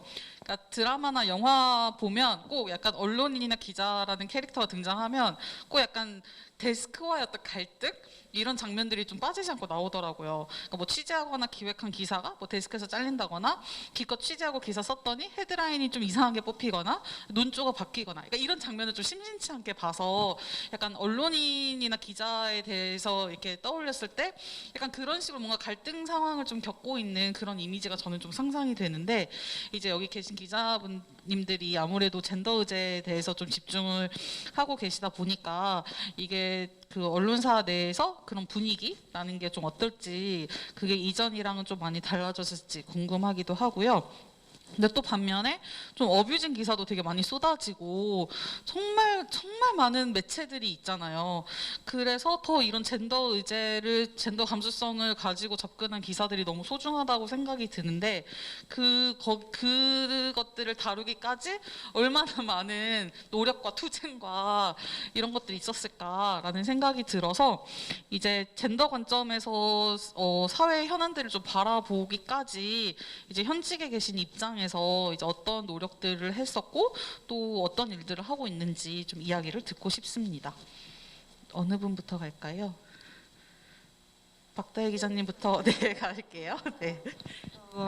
네. 갈등 매일 겪고 있습니다. 안 잘리면 다행입니다. 안 잘리면 다행이고 잘 버티고 있겠죠. 그가 어려운 것 같아요. 사실 한겨레 신문에서 지난 한 2년 동안 젠더 기자를 만들자라고 주장을 해서 젠더 담당 기자로 2년 동안 일을 했고 그리고 이제 그게 제가 사실 최근에 회사 내 인사가 있어서 이제는 그러니까 젠더 기자, 그러니까 한 명이 젠더 이슈 담당을 하던 걸 이제 회사에서 한 3명 정도 팀을 만들어서 젠더 팀을 해라 이렇게 얘기를 하고 저는 사실은 이제 좀 한겨레 21이라는 그 주간지인데요. 이게 이 주간지에 오고 싶어가지고 한겨레 21로 지원을 해서 왔는데 사실 한겨레 신문은 이게 좀 타사 얘기를 하는 건 조심스럽지만 그래도 이 한국 언론계에서 한겨레 신문 정도면 나름 나름 그래도 우리가 이런 젠더 이슈에 대해서 이야기를 좀 나눠볼 수 있고 저희 회사 당연히 모두가 동의하는 거 아니고 저희 회사 내에서도 사실 굉장히 의견이 많이 갈리기도 하고 그래서 투쟁을 계속 해야 되기도 하고 하는데 근데 정말 이렇게 진짜 더디지만 조금씩은 바뀌고 있는 것 같아요. 정말 더디지만 말씀하신 대로 약간 젠더 담당 기자, 젠더 팀, 그리고 저희 회사에서 만들었던 젠더 데스크 뭐 이런 식으로 아주 조금씩, 그리고 그것도 사실 운용하는 데 있어서 굉장히 잦은 충돌이 있지만 그렇게 하는 게 좀 어디냐 싶다가도 또 한편으로는 굉장히 아직도 되게 젠더 이슈는 그냥 그들만의 이슈, 아까 정치인들이 똑같아요. 그냥 그들만의 이슈, 이거는 메인스트림이 아니고 우리가 집중해야 될 거는 아닌 이슈. 약간 이렇게 치부되는 부분도 여전히 있어서 안 바뀌는 건 아니지만 그 속도가 굉장히 느리다. 하지만 그래도 여기 이 회사 내에서는 좀 어느 정도 수평적인 문화에서 토론 아닌 토론이 가능한, 토론이 죄송해요. 제가 요즘 좀 회의적이어가지고 그래도 좀 토론이 가능하다는 점에서 긍정적인 부분은 있고, 확실히 최근 몇 년 동안 이런 젠더 이슈가 사회적으로 터져 나오면서 그 되게 중년의 남성 선배들이 내가 잘 이해는 못하겠지만 조심은 해야겠다, 이 정도의 인지는 생긴 것 같아요. 내가 막 너를 막 다 이해할 수는 없지만 그래, 뭔가 그게 중요한 것 같고 그걸 뭔가 다루긴 다뤄야 될 것 같고 내가 조금 좀 조심해서 고민을 해볼게, 약간 이런 정도의 의식은 좀 생긴 거는 좀 그래도 긍정적인 것 같아요. 근데 이게 아까 그 정치인에 대한 여성분들의 관심을 촉구한 거랑 되게 비슷한데, 그 아까 언론 환경을 같이 말씀해 주셨잖아요. 그러니까 어떤 언론사들은 막 이런 얘기도 하고 이런 뭐 제도를 만들기도 하지만 또 어떤 언론사는 사실 상관없이 되게 이상한 어뷰징 기사를 되게 계속 내보내고 있기도 하고, 그래서 이게 그러니까 조금 이제 이거는 마음 아픈 얘기지만 저희가 이제 요즘에는 기사에서 뭘 써도 사실 기레기가 되는 사실 그런 상황에서, 이거 꼭 여성 이슈만은 아닌데 그냥 퉁쳐서 모두를 기레기로 사실 비판을 하면은 그거는 그 독자분들이 바라시는 언론의 발전과도 전혀 상관이 없는 되게 무용한 비난밖에 안 되거든요. 그래서 되게 저는 그런 생각을 들어요. 그러니까 비판, 당연히 비판할 수 있고 기자들은 비판을 받을 수 있고 그거를 되게 겸허하게 수용을 해야 되는데, 조금 더 구체적으로 찝어서 약간 이게 좀 욕심일 수 있겠지만 퉁쳐서 하는 게 아니라 잘하는 언론사는 잘한다고 얘기를 해주고 그러니까 안 되는 언론사는 안 된다고 해주고, 그러니까 좀 그런 게 좀 정교해졌으면 하는 바람이 있는데, 그리고 이게 밖에서 목소리가 자꾸 들려야 언론사 내부에서도 이거는 그냥 안에서 몇몇 기자들이 되게 강하게 주장하는 게 아니라 사회적으로도 이렇구나를 인지를 하거든요. 그러니까 예를 들어 저희 회사 보면 주요 신문 구독자는 아무래도 50대 중년 남성인 분들이 많을 테니 이 회사 내에서 어떤 오늘은 일면에 무엇을 쓸 것인가를 논의를 할 때 그런 독자들의 의견을 가장 먼저 듣게 되는 거예요. 근데 그게 아니라 다른 이런 여성 이슈나 젠더 이슈도 중요하다라는 게 사실 이 신문사의 그 주요 데스크들한테 와 닿을 수 있도록 그런 되게 적극적으로 얘기를 해주시는 게 필요한 것 같아요. 그러니까 이게 내부에서만 얘기해서는 좀 한계가 있다라는 생각도 좀 들고 그렇습니다. 신문이 아니니까 언론사의 기사를 조금 분별해서 볼 필요도 있고, 제가 너무 꼰대 같네요. 이렇게 뭐 가르치는 것 같은데 약간 좀 요즘은 제가 근데 사실 언론계 자체에 되게 복잡다단한 마음이 있어서 좀 정리가 잘 안 되는 것 같은데, 조금씩 더 나아지고 있지만 아직은 갈 길도 멀고, 그러기 위해서는 사실 독자분들의 되게 건강한 비판이 필수적이다라고 좀 정리를 할 수 있을 것 같아요. 많이 힘드셨던 것 같아요. 뭔가 시원하게 말은 못하지만 할 말은 많지만 하지 않겠다. 많이 돌려서 네, 이제 유성애 기자님 얘기 들어볼게요. 저는 그냥 이제 이 질문에 어떻게 썼냐면 각자 선자리에서 할 수 있는 걸 한다 이렇게 썼거든요. 근데 그게 최선의 답이라고 생각을 하는데요. 저는 이제 취재 기자일 때는 취재 기자의 역할에서 노력을 하고 편집 기자일 때는 편집의 역할 할 수 있는 거를 하려고 노력을 했거든요. 근데 박대희 기자님이 하신 말씀이 되게 정확하다고 생각을 하고, 제가 아까 처음에 이제 이 링크를 보니까 한 30여 분 정도가 이 화려한 불금에 이거를 보고 계시던데, 그러니까 되게 관심 있는 분들의 조언과 목소리 내는 게 굉장히 중요하다고 생각을 하고요. 아까 말씀하신 것처럼 특히 노력하는 언론사, 그러니까 정말로 발품을 팔고 고민을 하고 많이 좋은 기사를 쓰기 위해서 노력하는 언론사들의 기사를 유료로 볼 수 있다는 마음가짐으로, 그러니까 후원이든 그게 무슨 목소리가 됐든 어떤 식으로든 약간 지지를 표명해 주시는 게 저는 안에 있는 사람들한테도 도움이 되고 또 전체적으로 바꿔가는 데 굉장한 도움이 된다고 생각을 해서 그 부분을 꼭 부탁을 드리고 싶고요. 그냥 한 가지 또 좋은 거는 이런 게 있었어요. 그러니까 예전에 저희 선배 중에 한 분인데, 그러니까 그분이 딱히 관심이 없어서라기보다는 사실 정치권도 그렇잖아요. 지도부로 갈수록, 그러니까 피라미드 구조거든요. 여자가 굉장히 적고 그 그러니까 하단의 여자들이 많은데 언론사도 비슷하거든요. 그래서 어떤 선배가 이제 여성 정치인과 여성 정치인의 어떤 말싸움을 제가 그 기사로 썼는데 제목을 뽑으시면서 이제 그분들이 이회창 캠프에 계셨나 봐요. 그래서 뭐 설전해버린 이회창의 두 여인 이런 식으로 이제 제목이 뽑힌 거예요. 근데 이제 그 옛날 일이죠. 옛날 일이고 본인도 이제 지금 생각하면 이제 실수였다고 생각하시겠지만, 근데 그런 것들을 만약에 뭔가 이렇게 얘기했을 때 바로 이제 시정하고 자기가 잘못했다고 하면서 바꿔 나갈 수 있는 분위기를 만들어 나가는 게 저는 중요하다고 생각을 하고요. 그런 부분에서 한겨레에서 젠더 데스크를 만든 것도 저는 다른 언론사의 굉장한 어떤 당장 바꾸지는 못해도 저희가 한겨레에서도 이런 거 하잖아요라고 하면서 같이 얘기를 할 수 있거든요. 그래서 그런 분위기를 만들어 나가는 게 중요하다고 생각을 하고, 또 하나는 이런 식으로 이제 어떤 같은 생각을 하는 사람들이 모여서 계속해서 목소리를 내는 거, 그래서 블럭을 만들어 나가는 게 되게 중요하다는 생각이 듭니다. 그걸 위해서 노력을 하고 있습니다. 박정현 기자님. 네, 저는 처음 입사할 때는 진짜 많이 싸웠는데 요새는 좀 덜 싸웁니다. 이게 좀 변화라면 변화인 것 같은데. 그러니까 여성 이슈에 대한 발제도 약간 개인적 관심사라고 생각을 했었던 것 같아요, 선배들은. 근데 이제 저희 회사에서도 미투를 보도한 이후에 이게 공공연한 공적인, 그러니까 개인적 관심사에 의한 문제가 아니라는 거를 공동체 전체가 좀 받아들여지게 된 계기 같고, 그걸 공동체가 같이 인식하고 있는 게 저는 가장 큰 변화 같아요.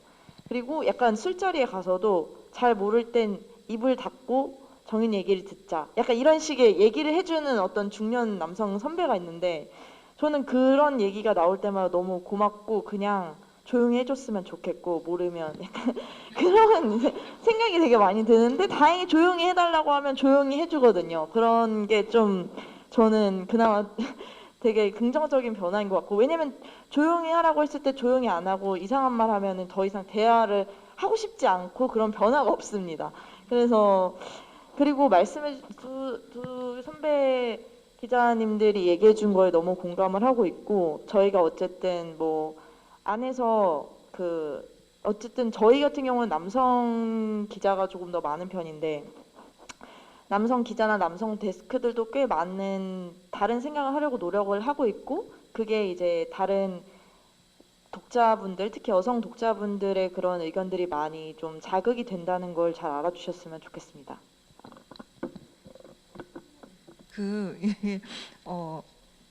두 분이 다 비슷하게 느끼시는 것 같은데, 사실 여기 있는 이 세 언론사만 해도 사내에서 그나마 이렇게 좀 얘기가 가능한 언론사일 거예요. 젠더 이슈에 대해 제가 막 농담처럼 안 잘리면 다행이라고 했지만 그래도 얘기라도 해볼 수 있는 환경의 언론사인데, 사실 좀 보수적인 언론사거나 하면 되게 수직적인 문화를 지닌 언론사에서는 정말 더 되게 외롭게 고군분투하고 있을 거라고 생각을 하거든요, 여성 기자분들이.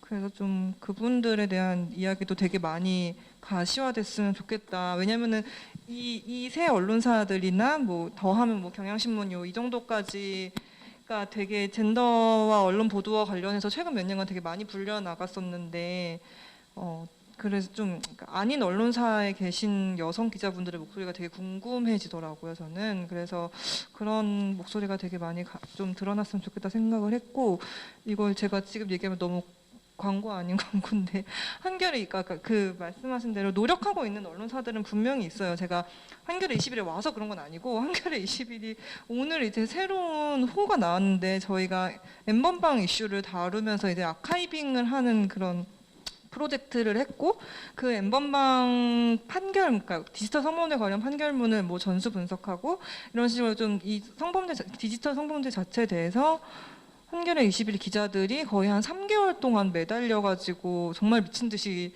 기사를 쓰고 취재를 하고 정말 고생을 많이 했거든요. 근데 이렇게 썼을 때 이거에 대한 사실 소비가 높아져야 그게 회사에서도 인지를 하게 되는 것 같아요.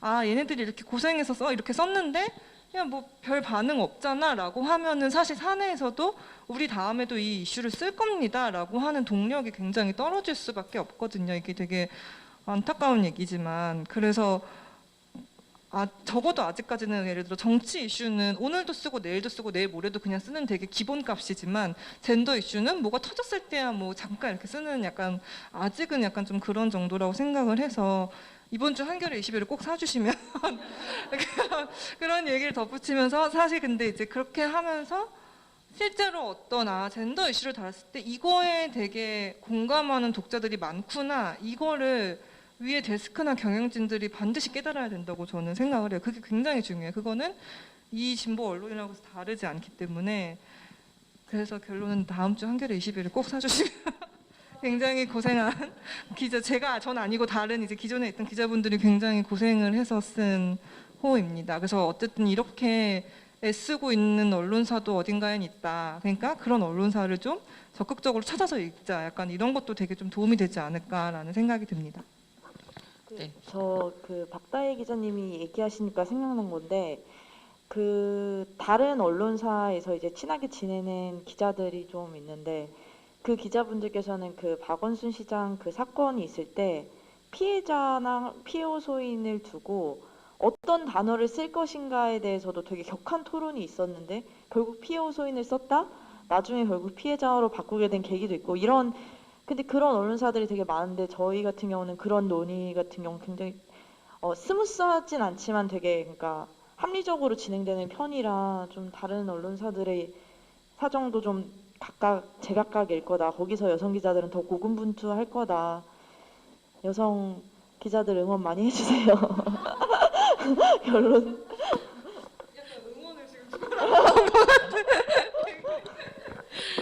네, 저희가 이번에 이거 슬기로운 정치생활 페미니스트 기자편 준비하고 섭외하는 과정이 너무 어려웠어요. 그러니까 저희가 보통 무슨 토론회 구성하거나 행사 진행할 때 해주실래요? 저희랑 같이 할래요? 근데 좋아요 하고 이게 됐었는데 이게 제가 섭외를 한 3주간 진행을 한 것 같아요. 거절을 정말 많이 거절을 많이 받았는데 얘기를 들어보면 지금 언론사 이름은 언급할 수는 없지만 그러니까 다들 그 기자분들이 처한 상황들이 이게 언론사 타이틀을 달고 페미니스트 기자로 나오기가 좀 녹록지 않은 상황이었던 것 같아요. 그래서 이 섭외하면서 좀 그런 걸 좀 많이 느꼈고 이제 여성 의원들이나 이제 여기 기자님들이나 또 저희 여성단체 같은 경우에는 정말 응원과 후원이 정말 힘이 된다라는 말씀을 꼭 드리고 싶어요. 그래서 여기 지금 실시간 댓글에 이제 언론과 건강하게 피드백을 주고받을 수 있는 뭐 방법이 있을까요? 뭐라고 하거나 구독자 읽는 입장에서 이제 50대를 대상으로 하는 언론이 대부분이다 보니 감수성이 비슷한 기자와 기사를 찾는 것도 쉽지 않다. 그래서 페미니스트 교사 모임처럼 기자 모임은 없는지 다른 언론사 기사들과 소통하는 방법이 있는지 궁금하다라고 해주셨는데 혹시 이거에 대해서 답변해 주실 분 있으실까요? 네, 유상혜 기자님. 여기자협회라고 있긴 있어요. 근데 이제 딱히 이 젠더 이슈에 대해서만 목소리를 내는 곳은 아니거든요. 근데 저도 그렇고, 그러니까 많은 기자들을 만나보면 좀 그런 그룹을 만들었으면 좋겠다는 얘기는 항상 나오는데 그게 아직까지 그런 모임은 아직은 없습니다. 근데 이제 오늘을 시작으로 한번 만들어 보면 어떨까 싶고요. 여러분이 언론사 예, 전화하거나 댓글로 좀 압박을 해주시면 그런 게 쉬워지지 않을까 싶습니다.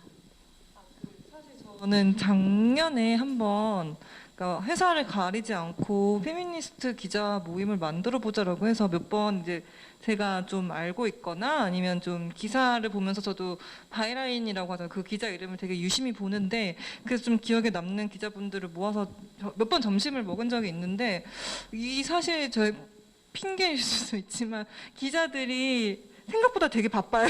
생각보다 되게 삶이 불규칙하고 그러니까 기자들만의 모임은 제 생각에 기자들만 있는 모임이 약속 시간을 지켜서 개최되는 경우는 없을걸요. 아마 약간 좀 그렇다 보니까 이게 각자 자기 일을 막 하고 서로 다 부서도 다르고 언론사도 다 다른데 이게 정기적인 모임으로 좀 이어가기는 좀 어렵더라고요. 그리고 또 저희 그때는 이제 정말 저도 그러니까 어떤 구체적인 생각 없이 그냥 일단 만나서 밥이라도 먹어보자라는 생각으로 몇 번 만나서 밥을 먹었었는데 그것도 사실 올해는 뭐 코로나 때문에 되게 어려워서 좀 못했던 부분도 있고 근데 저도 늘 약간 그런 생각은 해요. 그러니까 좀 여성 기자든 페미니스트 기자든 약간 그래도 약간 젊은 어쨌든 우리 윗세대 선배들이랑은 조금 다른 그러니까 다른 언론 환경에서 기자 생활을 하고 있는 이런 젊은 기자들의 모임이나 네트워크가 많이 있었으면 좋겠다고 생각을 하는데 조금 고민은 필요한 것 같아요. 그리고 사실 그런 연대가 있어야 기자들, 그러니까 이 페미니스트 기자들이 되게 잘 버틸 수 있는 것 같아서 필요는 한데 어떤 방법이 제일 좋을지는 좀 저도 고민스러운 지점이 있는 것 같고 저희 다른 회사는 또 어떨지 모르겠는데 저희 회사에 고객센터가 있습니다. 고객센터 한겨레신문 고객센터로 전화를 걸어서 아이고 이 기사가 참 좋았다. 약간 이런 식으로 하시면 제가 보니까 고객센터로 들어오는 의견들이 모든 부서 부장들한테 다 메일로 매일 아침에 오더라고요. 그래서 근데 저 가끔 제 개인적인 메일 주소로 응원을 보내주신 분들도 계세요. 물론 악성 메일도 오지만 응원도 되게 많이 오고 그때마다 되게 힘을 많이 받고 는 하는데 그것도 너무 좋아요. 그것도 너무 감사한 일인데 그 조금 이제 윗사람한테 이제 어필을 고객센터를 많이 이용해 줘 달라 약간 그런 말씀을 드리고 싶네요. 네.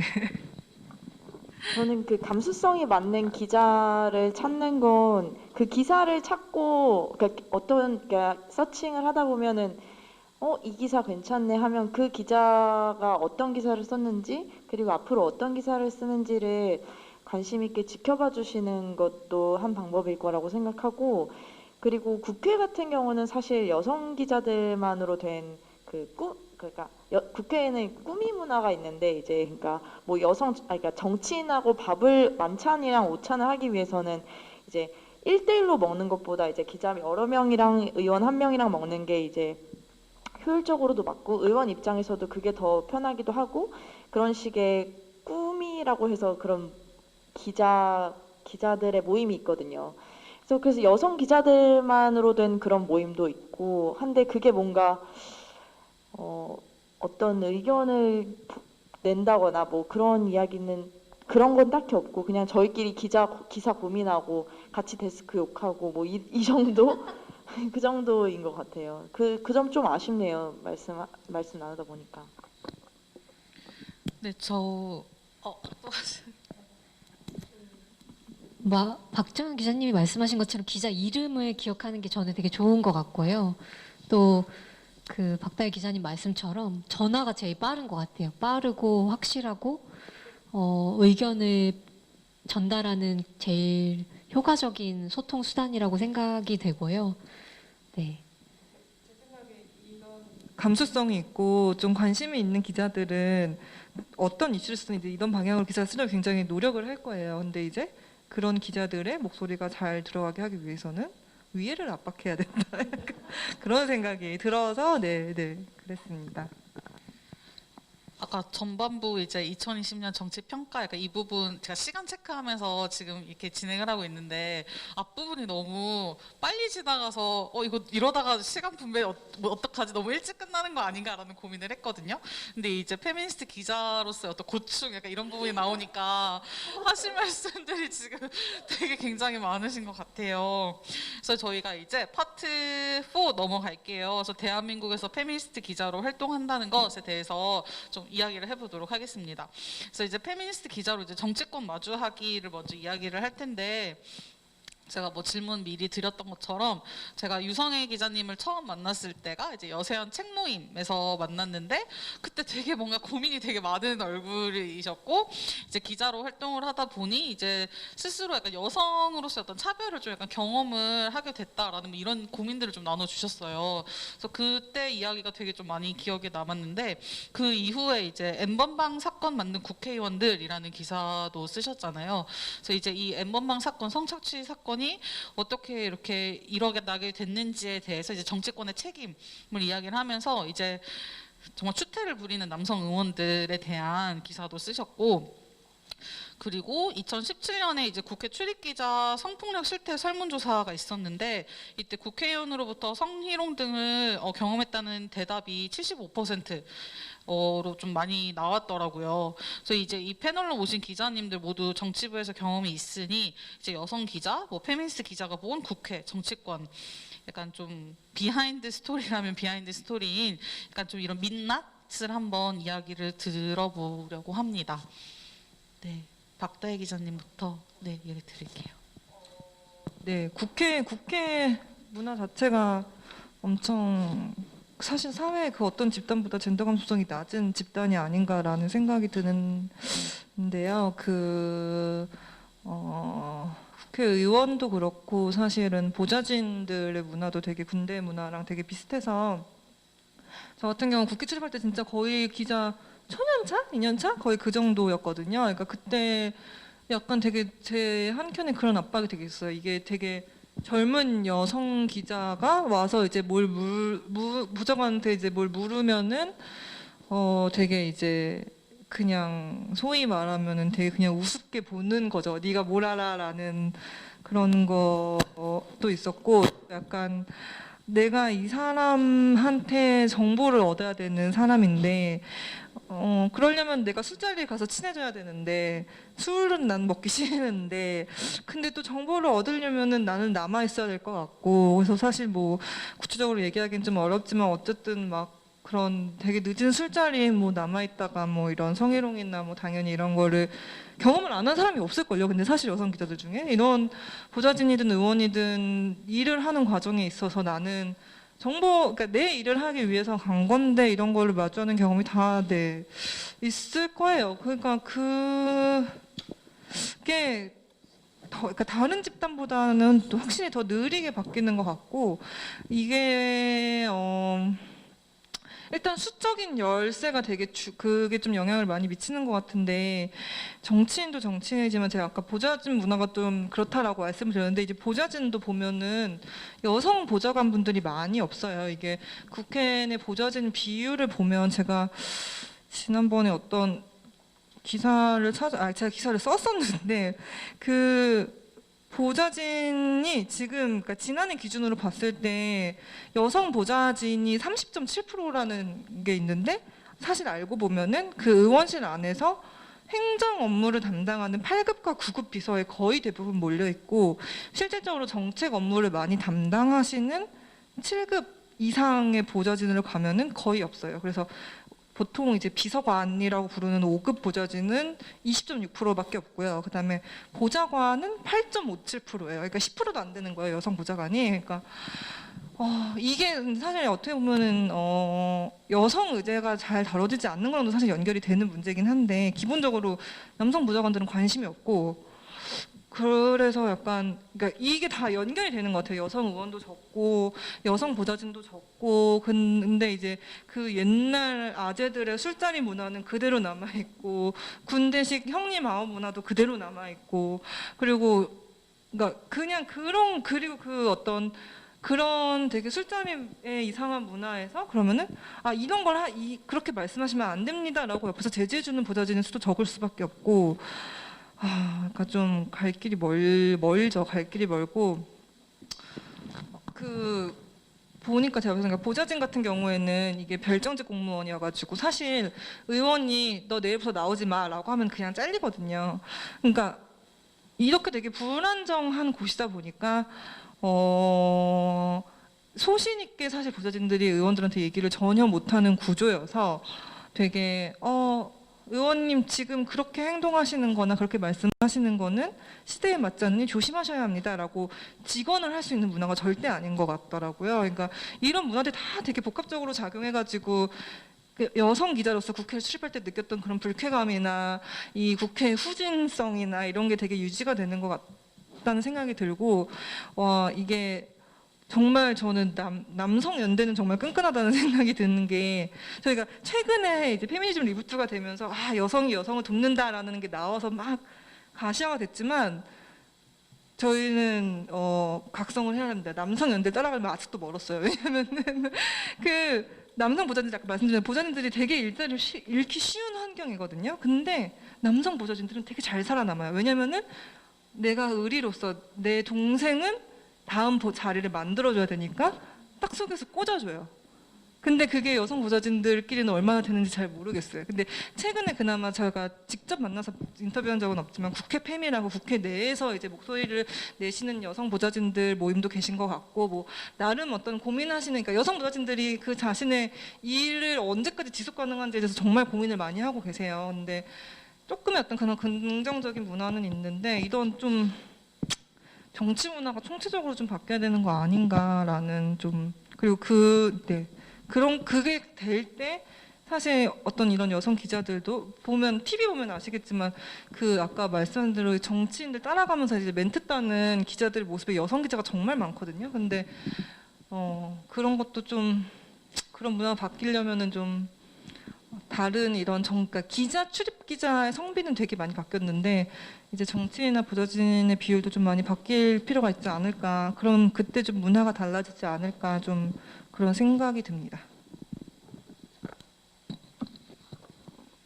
일단 박다희 기자님이 겪었던 문화에서 그렇게 크게 변하지 않았고 뭐 당직자로부터 성추행을 당하기도 하고 성희롱을 당하는 거는 뭐 되게 흔한 일이고 그래서 여성 기자들 사이에서 그 의원 조심해라 누구 조심해라 이렇게 뭔가 구전설화처럼 내려오는 인물들이 있고 특히 여성 말진들이 많아서 그래서 저도 어느새 이제 선배가 됐는데 처음에 너무 불쾌하고 이걸 어떻게 해야 되지 진짜 어떻게 해결해야 할지 정말 모르고 있었는데 요새는 이제 여성 말진들 특히 마음 맞는 페미니스트 여성 말진들이 되게 많아져서 그런 걸 넘어가지 않고 말하거든요. 예를 들어 최근에 되게 재밌었던 경험은 한 민주당 의원 남성 의원하고 밥을 먹는데 이제 그때 남성 기자가 딱 한 명이고 모두가 여성 기자였어요. 근데 거기서 이제 덕담을 한다고 다들 영부인이 되라고 하는 거예요. 저희 보고.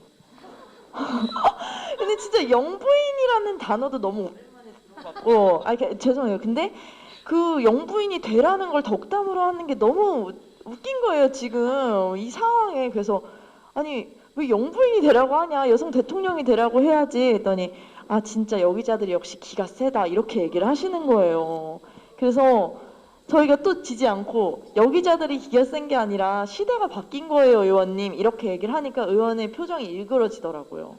그러니까 이거는 진짜 어떻게 보면 그 순간의 불쾌감을 내가 참고 이 의원과의 유대감을 이어갈 것이냐 아니면 저 의원의 잘못된 것을 바로잡고 내 불쾌감을 해소할 것이냐 이 기로에서 진짜 많은 갈등을 하거든요. 그리고 심지어 의원들은 다른 여성 의원들을 저희 앞에서 희롱하기도 해요. 그러니까 총체적인 난국이에요 여기는. 근데 다행인지 불행인지 모르겠는데 여성 보좌진들 롤 중에도 그런 롤이 있다고 하더라고요. 남성 의원들 중에 그렇게 실수를 자주 하는 의원들의 실수를 좀 바로잡고 그렇게 해주는 여성 보좌진의 롤이 있다고 하더라고요. 그 자리가. 그래서 진짜 어디까지 이렇게 해줘야 되는가. 여성 의원을 뽑으면 쉬운 일인데 참 그런 생각을 해봤고요. 네, 그렇습니다. 여성 기자들 그리고 여성 사회 구성원 모든 여성 사회 구성원 화이팅입니다.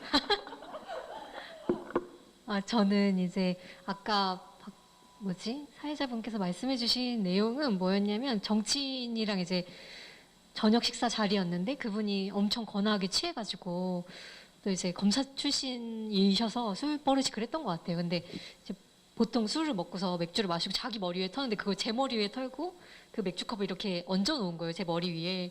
근데 제가 되게 당황해가지고 어떻게 해야 될지 몰라서 그냥 얼어버린 경험이 있었어서 그런 거를 이제 기사로 썼던 거를 말씀을 하신 건데 사실 그게 뭐 딱히 여자여서 그랬다고는 생각하지 않는데 다만 여자니까 조금 더 만만해 보였을 수는 있다는 생각은 들어요. 네. 그리고 제가 들은 것 중에 좀 충격적이었던 이 얘기는 이제 보수 정당이었는데 최근의 일은 아니고 좀 몇 년 전 일인데 새누리당에 계셨던 여성 비서가 버티다 못해서 이제 결국 국회를 나가셨어요. 근데 그분이 이제 만나서 익명으로 인터뷰를 했는데 자기가 있는 방에서 남성 형님이 그러니까 그 남자 비서진들이 같이 있는 단톡방에서 야 너 그 야동 봤냐? 못 봤으면 내가 줄게라고 막 그러면서 그거를 이제 그 단톡방 안에서 얘기를 했다는 거예요. 근데 참 기분이 너무 어떻겠어요? 그리고 그 의원은 심지어 커피를 타다 줬더니 막 그 의원을 만나러 온 이제 지역에 있던 민원인이 고맙다면서 커피 아가씨한테 이제 10만 원을 줬다고 그 자리에서 그래서 이분이 이거를 근데 당장 앞에 의원이 있는데 뭐 안 받을 수가 없잖아요. 그래서 일단 받고서 나왔는데 너무 모욕적이기도 하고 치욕적이기도 하고 이랬던 얘기를 하시면서 되게 그분은 담담하게 얘기를 하셨는데 저는 마음이 너무 아프더라고요. 그냥 그분은 되게 정책적인 걸 하고 싶었는데 의원실에서는 그런 거를 주지도 않았고 그런 롤을 그래서 굉장히 맨날 뭐 행정 비서 역할만 하시다가 결국은 나왔다고 하더라고요. 근데 그런 것들이 너무 조금 이런 일이 있을 수 있나 싶지만 아직도 이런 일이 일어나고 국회여서 여러분이 좀 관심을 계속 가져주셨으면 좋겠다는 생각이 들고요. 네. 결국 필요한 것은 응원과 관심과 그런 게 아닐까 싶습니다. 그리고 한 가지 더는 이건 최근 사례인데 이제 민주당 의원실에도 여성을 뽑지 않는 의원실이 있다고 하더라고요. 네. 펜스룰이라고 하면은 네, 펜스룰인데 뭐 저는 이름도 알고 있지만 그걸 말씀드릴 순 없지만 되게 의원이 굉장히 가부장적이라서 좀 남성 보좌진을 선호한다고 들었어요. 근데 뭐 그런 것들이 아직도 국회에 있다. 그런 걸 알아주시면 감사하겠습니다. 네, 저희가 슬기로운 정치 생활 이제 1편이 여성 청년 정치인 이제 총선 후보로 나왔던 그리고 2편이 당직자 여성 청년 당직자였고 이제 세 번째가 페미니스트 기자인데 저희가 기획 단계에서 고려했던 게 보좌진 편을 넣자라는 게 기획 단계였는데 이게 약간 저희가 이게 프로젝트 사업이다 보니까 시기가 국정감사랑 좀 약간 맞물려서 좀 이제 보좌진 분들은 좀 다음 기회에 좀 모셔야겠다. 근데 이제 얘기를 들어보니 이제 기자님들이 마주하는 현실이 결국엔 국회 내 문화인 거고 그게 또 이제 의원실 내에 있는 보좌진한테도 그대로 해당이 되는 일이잖아요. 이야기를 들으면 들을수록 착잡한데 좀 이게 이야기를 듣고 싶다가도 이제 그분들이 어쨌건 이야기를 꺼내는 것도 이제 본인의 생계와 또 관련된 일이니까 너무 어려운 것 같아요. 그래서 두 번째 이제 다음 질문은 이제 페미니스트 기자로 이제 정치권이 아니라 대중을 마주하는 건데요. 제가 이제 이 섭외 관련해서 이제 막 기자님들 쓴 기사들이나 이런 거 되게 서칭하다가 되게 엄청 충격을 좀 받았거든요. 그러니까 뭐 검색창에 기자님 이름을 클릭하면 제가 생각한 거는 기자님들께서 쓴 기사들이 주룩 뜨는 건데 되게 이상한 좀 남초 커뮤니티에 그게 연결이 된다거나 무슨 뭐 리포트 래시인가 뭐 이상한 무슨 사이트가 있는데 뭐 이 기사가 되게 악의적이다라는 식으로 해서 기자님들이 쓴 기사들이 몇 개 거기 올라가 있는 거를 봤어요. 그래서 청와대 국민청원도 나오더라고요. 그래서 누구 기자를 처벌해 주세요. 이게 뭐 강간 문화라는 단어를 썼다고. 그러니까 남성들의 강간 문화를 이제 지적한 기사였는데 이 기자를 처벌해 주세요라는 국민청원.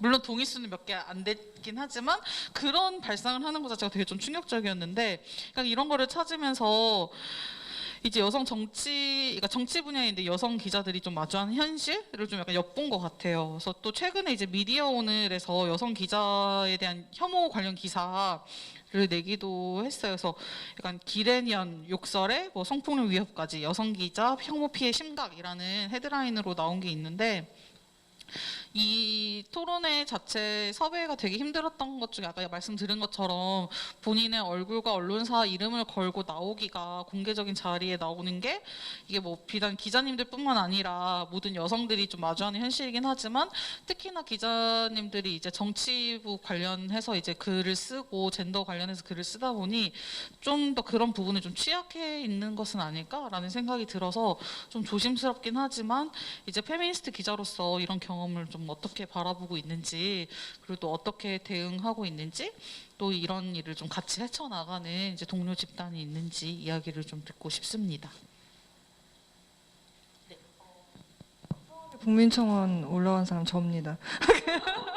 네, 박다혜 기자 처벌해달라 이렇게 올라갔길래 제가 그냥 아쉽다. 20만 명 차지. 20만 명 차면은 공론화는 할 수 있을 텐데 그래서 좀 아쉽더라고요. 한 세 자릿수도 안 됐던 것 같아요. 별로. 네, 그래서 아무튼 근데 제가 사실 저는 원래 기조는 최근에 제가 좀 이제 바꿨는데, 원래 기조는 저는 기사가 그냥 저의 기준과 그리고 이제 회사에만 적절한 데스킹 과정을 거쳐서 나가면 사실 신경을 안 써요. 그러니까 굳이 댓글을 찾아서 읽지도 않고 그냥 반응을 그러니까 안 찾아봐요. 굳이 그냥 어쨌든.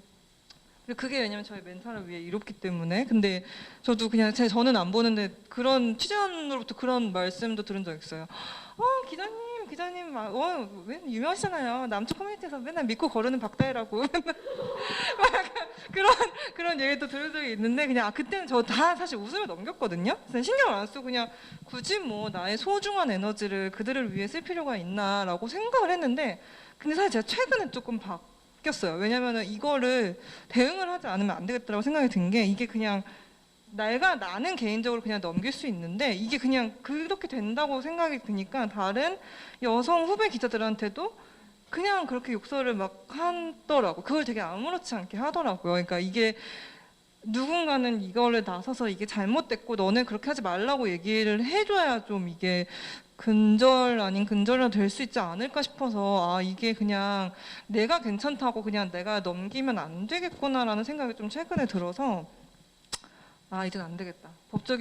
무조건 선처 없는 법적인 조치를 하겠다고 명확하게 얘기를 해야 되겠다. 그리고 그래서 악성 메일이 오거나 그렇다고 사실 또 댓글을 또 일일이 찾아보기에는 너무 되게 좀 비효율적이기도 하고 저기라서 그냥 직접적으로 메일을 보낼 때 이건 아니다 싶은 거는 사실 회사에 얘기도 많이 하고, 저희가 회사 내에서 이거를 한 3년 전부터 요구를 되게 많이 했어요. 여성 기자들한테 그러니까 악성 메일을 보내는 거에 대해서 회사가 적절한 대응 조치를 마련을 하라라고 요구를 굉장히 많이 했어요. 근데 이게 왜냐면은 정말 여성 기자, 그러니까 이름이 여성인 것 같아라고 하면은 일단 욕설 기본 시작이 연으로 시작해서 성희롱으로 끝난단 말이에요. 그러니까 진짜. 그리고 제가 정말 경악했을 때는 그 한창 해화역 시위가 있었을 때 저희 후배 기자들이 가서 취재를 했는데, 일부러 워낙 이 민감한 약간 그랬으니까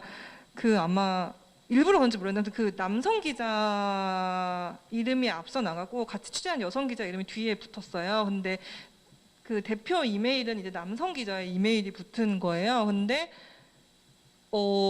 같이 그 기자 이름에 올라가 있던 여성 기자의 이메일 주소를 찾아서 거기에 욕설 메일을 보내더라고요. 네. 근데 그 동시에 그 해당 남성 기자는 그런 메일 하나도 안 받았어요.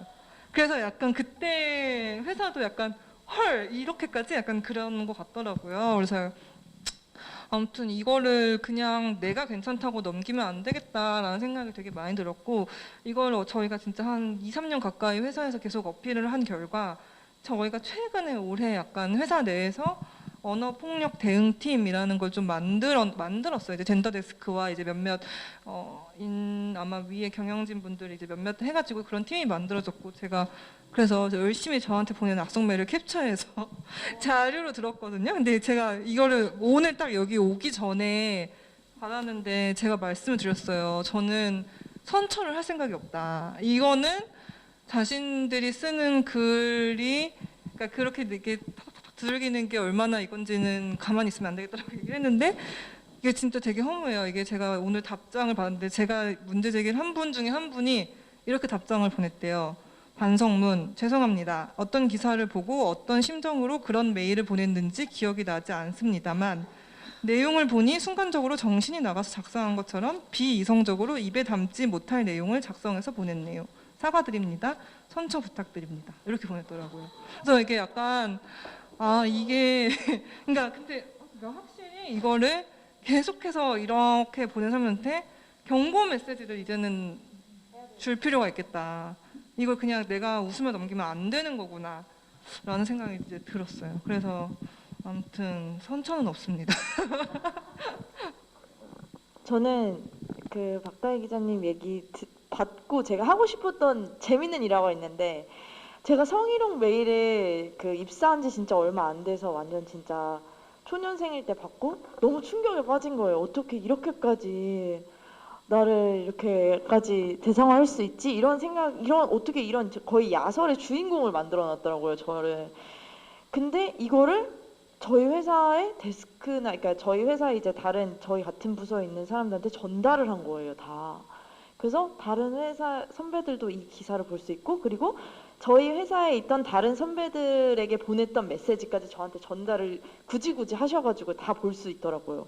그래서 그 메일 주소를 이제 구글링을 해보니까 한겨레 이정현 기자님한테도 그렇게 한 분이더라고. 되게 유명한 미국의 농사꾼인데, 진짜 너무 유명하신 분이더라고요. 그래서 그리고 그분이 그 이후에도 계속 다른 언론사에다가 보냈던 걸 전달로 꼭 보내시더라고요, 저한테도.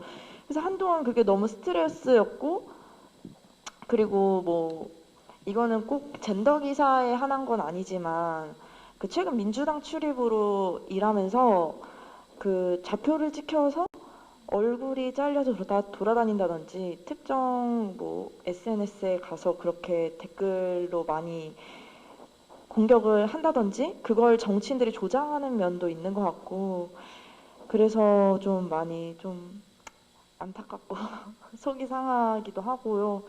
그렇지만 응원을 해주시면 저도 법적 대응을 고려해봤지만 진짜 이걸 어떻게 해야 될지 진짜 방법을 모르겠고 어디서부터 어떻게 해야 되는지 모르겠는데, 그런 선례를 만들어 주시면 저희가 따라갈 수도 있을 것 같고. 근데 이게 기자 개인이 하기에는 확실히 한계가 있는 것 같아요. 그러니까 회사 차원에서 기자를 어떻게 보호할 것이냐를 좀 더 적극적으로 논의를 해야 되는 사안인 것 같다는 생각이 진짜. 네. 저는 약간 저도 이제 들으면서 재밌는 얘기가 생각이 났는데, 그러니까 이름이 여자 같으면 보내는 거예요. 그래서 남자 기자인데 여자 이름인 사람들 있잖아요. 무슨 지혜, 무슨 슬기, 막 이런 분들이 그런 젠더 이슈를 썼을 때 엄청난 이제 비하 댓글을 많이 받고 비하 메일을 받는다고 하더라고요. 그래서 진짜 약간 이게 뭐 그게 그렇게까지 그래라고 할 수 있지만, 저는 어떤 걸 봤냐면, 이제 한창 이제 대선 때문에 뭐 양측의 어떤 후보 간에 진영 싸움이 굉장히 심할 때, 그 후보, 그러니까 상대 후보랑 찍혔다는 이유로 그분의 얼굴이 캡처돼서 돌아다니면서 이제 소위 안빠 기자 뭐 이런 식으로 찍힌 거예요.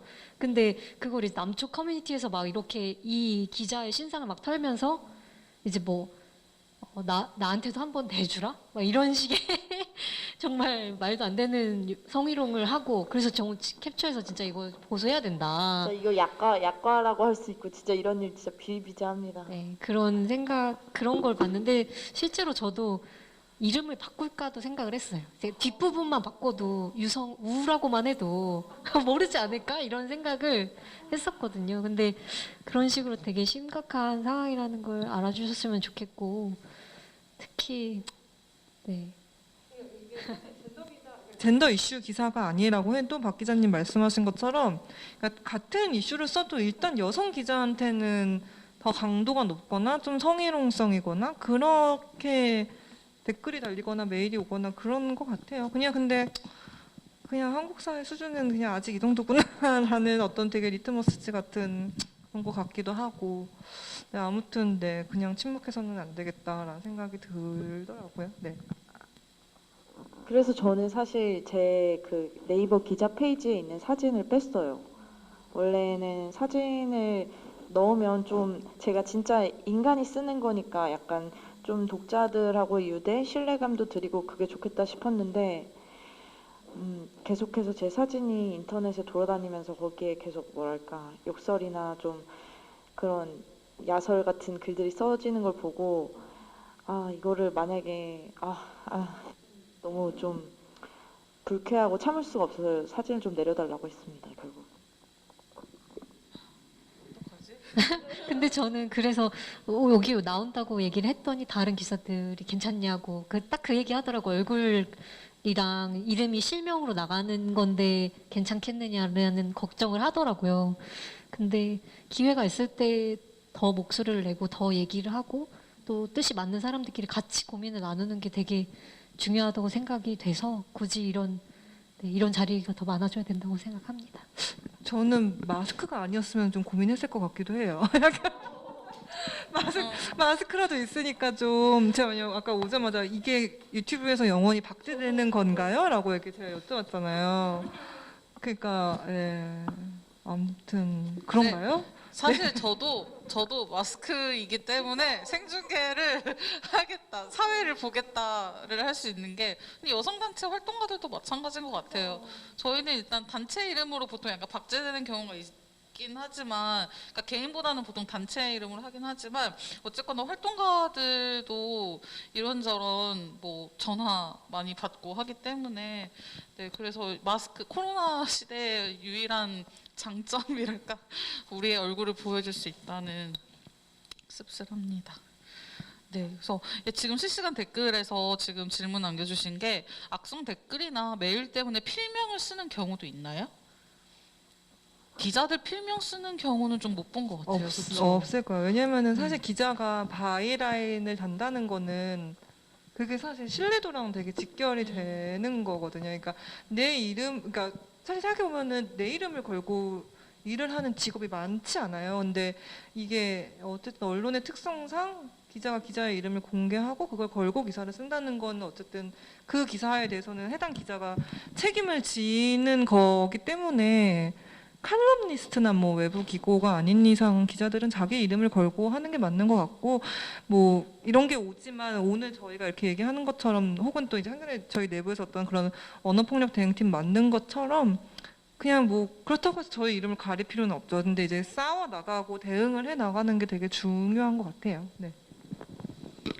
네, 저희가 되게 시간이 시간이 남을 줄 알고 그랬는데 지금 시간이 되게 저희가 얼마 남지 않았어요. 그래서 이제 마지막 이제 2021년 정치 점쳐보는 시간을 갖고 끝내려고 해요. 그래서 이제 내년에 이제 의도하진 않았지만 어쨌거나 보궐선거가 있고요. 이제 권력형 성범죄로 이제 공석이 되어버린 지자체장을 뽑는 선거인데다가 서울이랑 부산이라는 제 1, 2도시라는 특성 그리고 미니 대선이라는 점에서 지금 많이 주목을 하고 있는데 2021년의 정치 좀 지금과는 다를지 어떻게 전망하시는지 이거는 한 기자님당 3분 내로 답을 한번 듣도록 하겠습니다.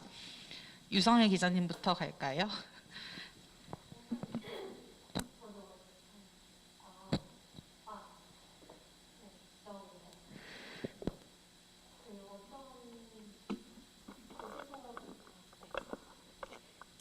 저는 어떤 일에서든지 약간 긍정적으로 보려고 노력을 하긴 하는데 사실 이 질문에는 조금 비관적인 답을 할 수밖에 없지 않나.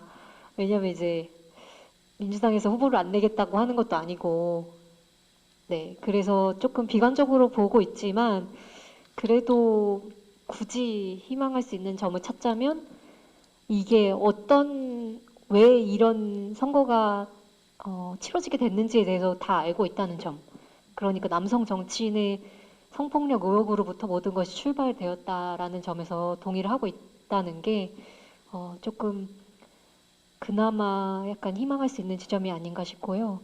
사실 그렇죠. 그러니까 당장의 변화가 보이지 않고 당장에 바뀌는 것들이 많지 않으면은 사실 절망하기가 쉬운데 그럼에도 불구하고 우리가 계속해서 목소리를 내고 계속해서 이제 그런 기사를 쓰는 거는 변화가 있으리라고 믿고서 하는 것이기 때문에 네, 저는 조금씩이라도 느리지만 좀 확실히 변화가 있지 않을까라고 기대하고 있습니다. 네. 일단 저는 민주당 얘기를 좀 많이 하고 싶은데 그 지자체장 성비위로 치러지는 보궐선거잖아요. 그래서 이제 초반에는 여성 후보를 내야 된다는 얘기가 좀 당연하게도 많이 나오고 끊임없이 나왔는데 어느 순간부터 당 지도부에서 뭔가 미리 짜맞춘 듯이 여성 후보를 내야 한다는 목소리는 자칫하면 성비위 선거, 미투 선거라는 야당의 공세에 갇히는 거다. 이런 논리를 어느 순간부터 좀 많이 피기 시작하더라고요. 그래서 왜 그런가 알아보니까 지난 6일 이제 당 내부 인사들이 보고 있는 비공개 최고위에서 한 여론조사 기관 대표한테 한 어떤 이제 뭐 지도부 의원이 여성 후보를 내야 한다는 주장은 어떻게 생각하냐고 물으니까 이제 여당 의원들이 여성 후보를 내야 한다는 메시지를 라디오 방송 등에서 먼저 얘기하면 프레임이 만들어지는 거고 국민의힘이 얼마나 좋아하겠느냐 뭐 이런 취지의 답변을 했다고 해요. 그러니까 이 같은 지도부 인식이 이미 당내의 암묵적인 가이드 하고 있고 그래서 한 여성 의원은 선거 때마다 여성 후보 공천 비율을 늘려야 한다는 얘기를 하는데 이마저도 조심스럽다는 속내를 좀 저희한테 털어놨는데 이제 여성 의원들이 남성 지도부 눈치를 좀 보지 않았으면 좋겠고 민주당이 여성의 눈치를 좀 더 봤으면 좋겠고요. 그러기 위해선 여성이 더 조직화되고 정치 세력화돼서 정치적 파워를 가져야 되는데 그러려면 준연동형 비례대표제에 관심을 가져주시면 좋겠습니다. 감사합니다. 사실 민주당이 여성 후보를 내서 그걸로 퉁치려고 하면 안 된다라고 얘기를 하려고 그랬는데 여성 후보를 내는 것조차 이렇게 아무튼 되게 비관적으로 얘기를 하고 있다니. 네, 저 역시 사실 되게 좀 비관적이고 되게 회의적이기는 해요. 근데 이제 그럼에도 불구하고 제가 아까 막 남성 연대가 굉장히 강하고 세고 서로가 서로를 너무 사랑한다라고 말씀을 드렸는데 그럼에도 불구하고 그 되게 견고한 남성 연대를 뚫고 목소리를 내고 변화를 만들어 온 분들은 여성이었거든요. 그러니까 그 변화를 만들어낸 여성들이 어쨌든 그러니까 지치지 않는 게 되게 제일 중요한 것 같아요. 지치지 않고 계속 목소리를 내고 그게 국회 안팎에서 그리고 이제 저희는 또 여성 뭐 유권자로서 계속 우리가 너희를 감시하고 있다, 우리가 보고 있다라는 시그널. 그래서 아까 사실 뭐 언론도 마찬가지고 국회도 마찬가지고 이게 더 넓히면 저희 법조 쪽도 마찬가지고 다 마찬가지긴 한데 계속해서 이제 그런 시그널을 주는 게 중요한 것 같아요. 우리가 너를 보고 있고 이 이슈에 대해서 너는 고민을 해야 될 의무와 책임이 있고 그거를 알려주는 게 되게 중요한 것 같고 사실 할당제가 보니까 제가 사실 이 토론회뿐만이 아니라 사실 다음 주에 관련해서 기사를 써야 되는 것도 있어서 여성 정치에 대한 논문을 되게 많이 찾아봤는데 되게 많은 수가 사실 할당제 얘기를 해요. 그러니까 그 어떤 기계적인 조치로서의 할당제가 반드시 필요하다는 얘기를 많이 하는데 민주당 내에서조차 그거는 역차별 아니냐라는 이제 의견이 나온다면 민주당은 진짜 사실 근데 각성을 해야죠. 사실 할당제라는 얘기가 안 나오게 하는 방법은 있어요. 그럼 여성이 더 이상 소수 집단이 아니면 되거든요, 사실은. 그러면은 사실 할당제 얘기가 더 이상 나오지 않을 텐데, 그러니까 좀 아무튼 정말 되게 각성이 필요한 현실이다. 그리고 그거를 위해서는 어쨌든 여성 유권자들이 계속 목소리를 많이 내는 게 필요하다. 그러니까 비관적이지만 어쨌든 그래도 희망까지 놓을 필요는 없다. 약간 좀 그렇게 생각을 합니다. 이게 뭐 할당제 효과 뭐 관련해서 얘기를 하면 이게 여성의 대표성 확대라는 측면도 있지만 한편으로는 그러니까 그저 그런 남성의 탈락이라는 그 논문도 있더라고요. 그래서 그저 그런 남성이라는 표현을 쓰던데, 그러니까 이제 이 할당제를 가지고 역차별이라고 하고 뭐 여성 시장 뭐 무슨 뭔 말이 뭐 능력 너네 능력대로 뭐 이렇게 쟁취해라 뭐 이런 식으로 얘기를 하는 것들은 다 이제 위기 의식, 이제 남성 연대들이 본인들의 그 경고했던 연대가 이제 좀 균열이 나는 것 같으니 좀 발악을 하는 거라 생각을 하고, 이제 내년 보궐선거 그리고 그 내후년에 이제 지방선거랑 대선까지 좀 저희가 좀 할 일이, 이제 기자님들과 저희 여세언이 할 일이 많은 것 같아요. 그래서 여성단체에서 이제 활동하면서 저희가 기자회견도 많이 하고 성명서도 내고 뭐 지속적으로 정치권에 대고 이야기를 많이 하는데 사실 기자가 써주지 않으면 드러나지 않거든요. 그래서 이제 여성 단체나 여성 시민, 뭐 페미니스트의 의견을 정치권에 전달하는 동시에 이제 대중들에게 설명하는 아주 중요한 역할을 하는 기자님들이다. 그래서 이분들을 응원을 계속 해줘야 된다. 근데 그냥 응원이 아니라 데스크와 이제 언론사 중진이 알 수 있게, 그쵸? 그래서 네, 고객센터나 대표 메일이나 대표 전화로 좀 응원의 말씀을 부탁드립니다. 그래서 어뷰징 기사와 혐오 컨텐츠가 이제 범람하는 이 시대에 정말 소중한 기사를 써주고 페미니즘 이 역사의 장면들을 꾸준히 기록해 주시는 분들이니까 이제 이분들이 꾸준히 기록을 할 수 있도록, 그리고 젠더정치연구소 여세연도 좀 열심히 활동할 수 있도록 많은 응원 부탁드리겠습니다. 혹시 마지막으로 한마디 하고 싶은, 충분히 하셨나요? 네, 유성희 기자님. 네. 제가 방금 확인하니까 한 20명대 후반대가 봐주고 계시던데 너무 감사합니다. 네, 제가 잊지 않고 기억하겠습니다. 여러분도 수고 많으셨습니다. 고맙습니다. 네, 저희 오늘 금요일 늦은 시간까지 함께 해주신 기자님들과 이제 늦게까지 시청해주신 분들께 정말 감사의 말씀을 드립니다. 오늘 이제 영상 생중계하면서 지금 여기 카메라 뒤에 안 보이는 곳에 스태프분들이 좀 고생을 해주시고 계신데 이분들께도 감사의 인사를 드리면서 슬기로운 정치생활 페미니스트 기자편은 마무리하도록 하겠습니다. 안녕. 감사합니다.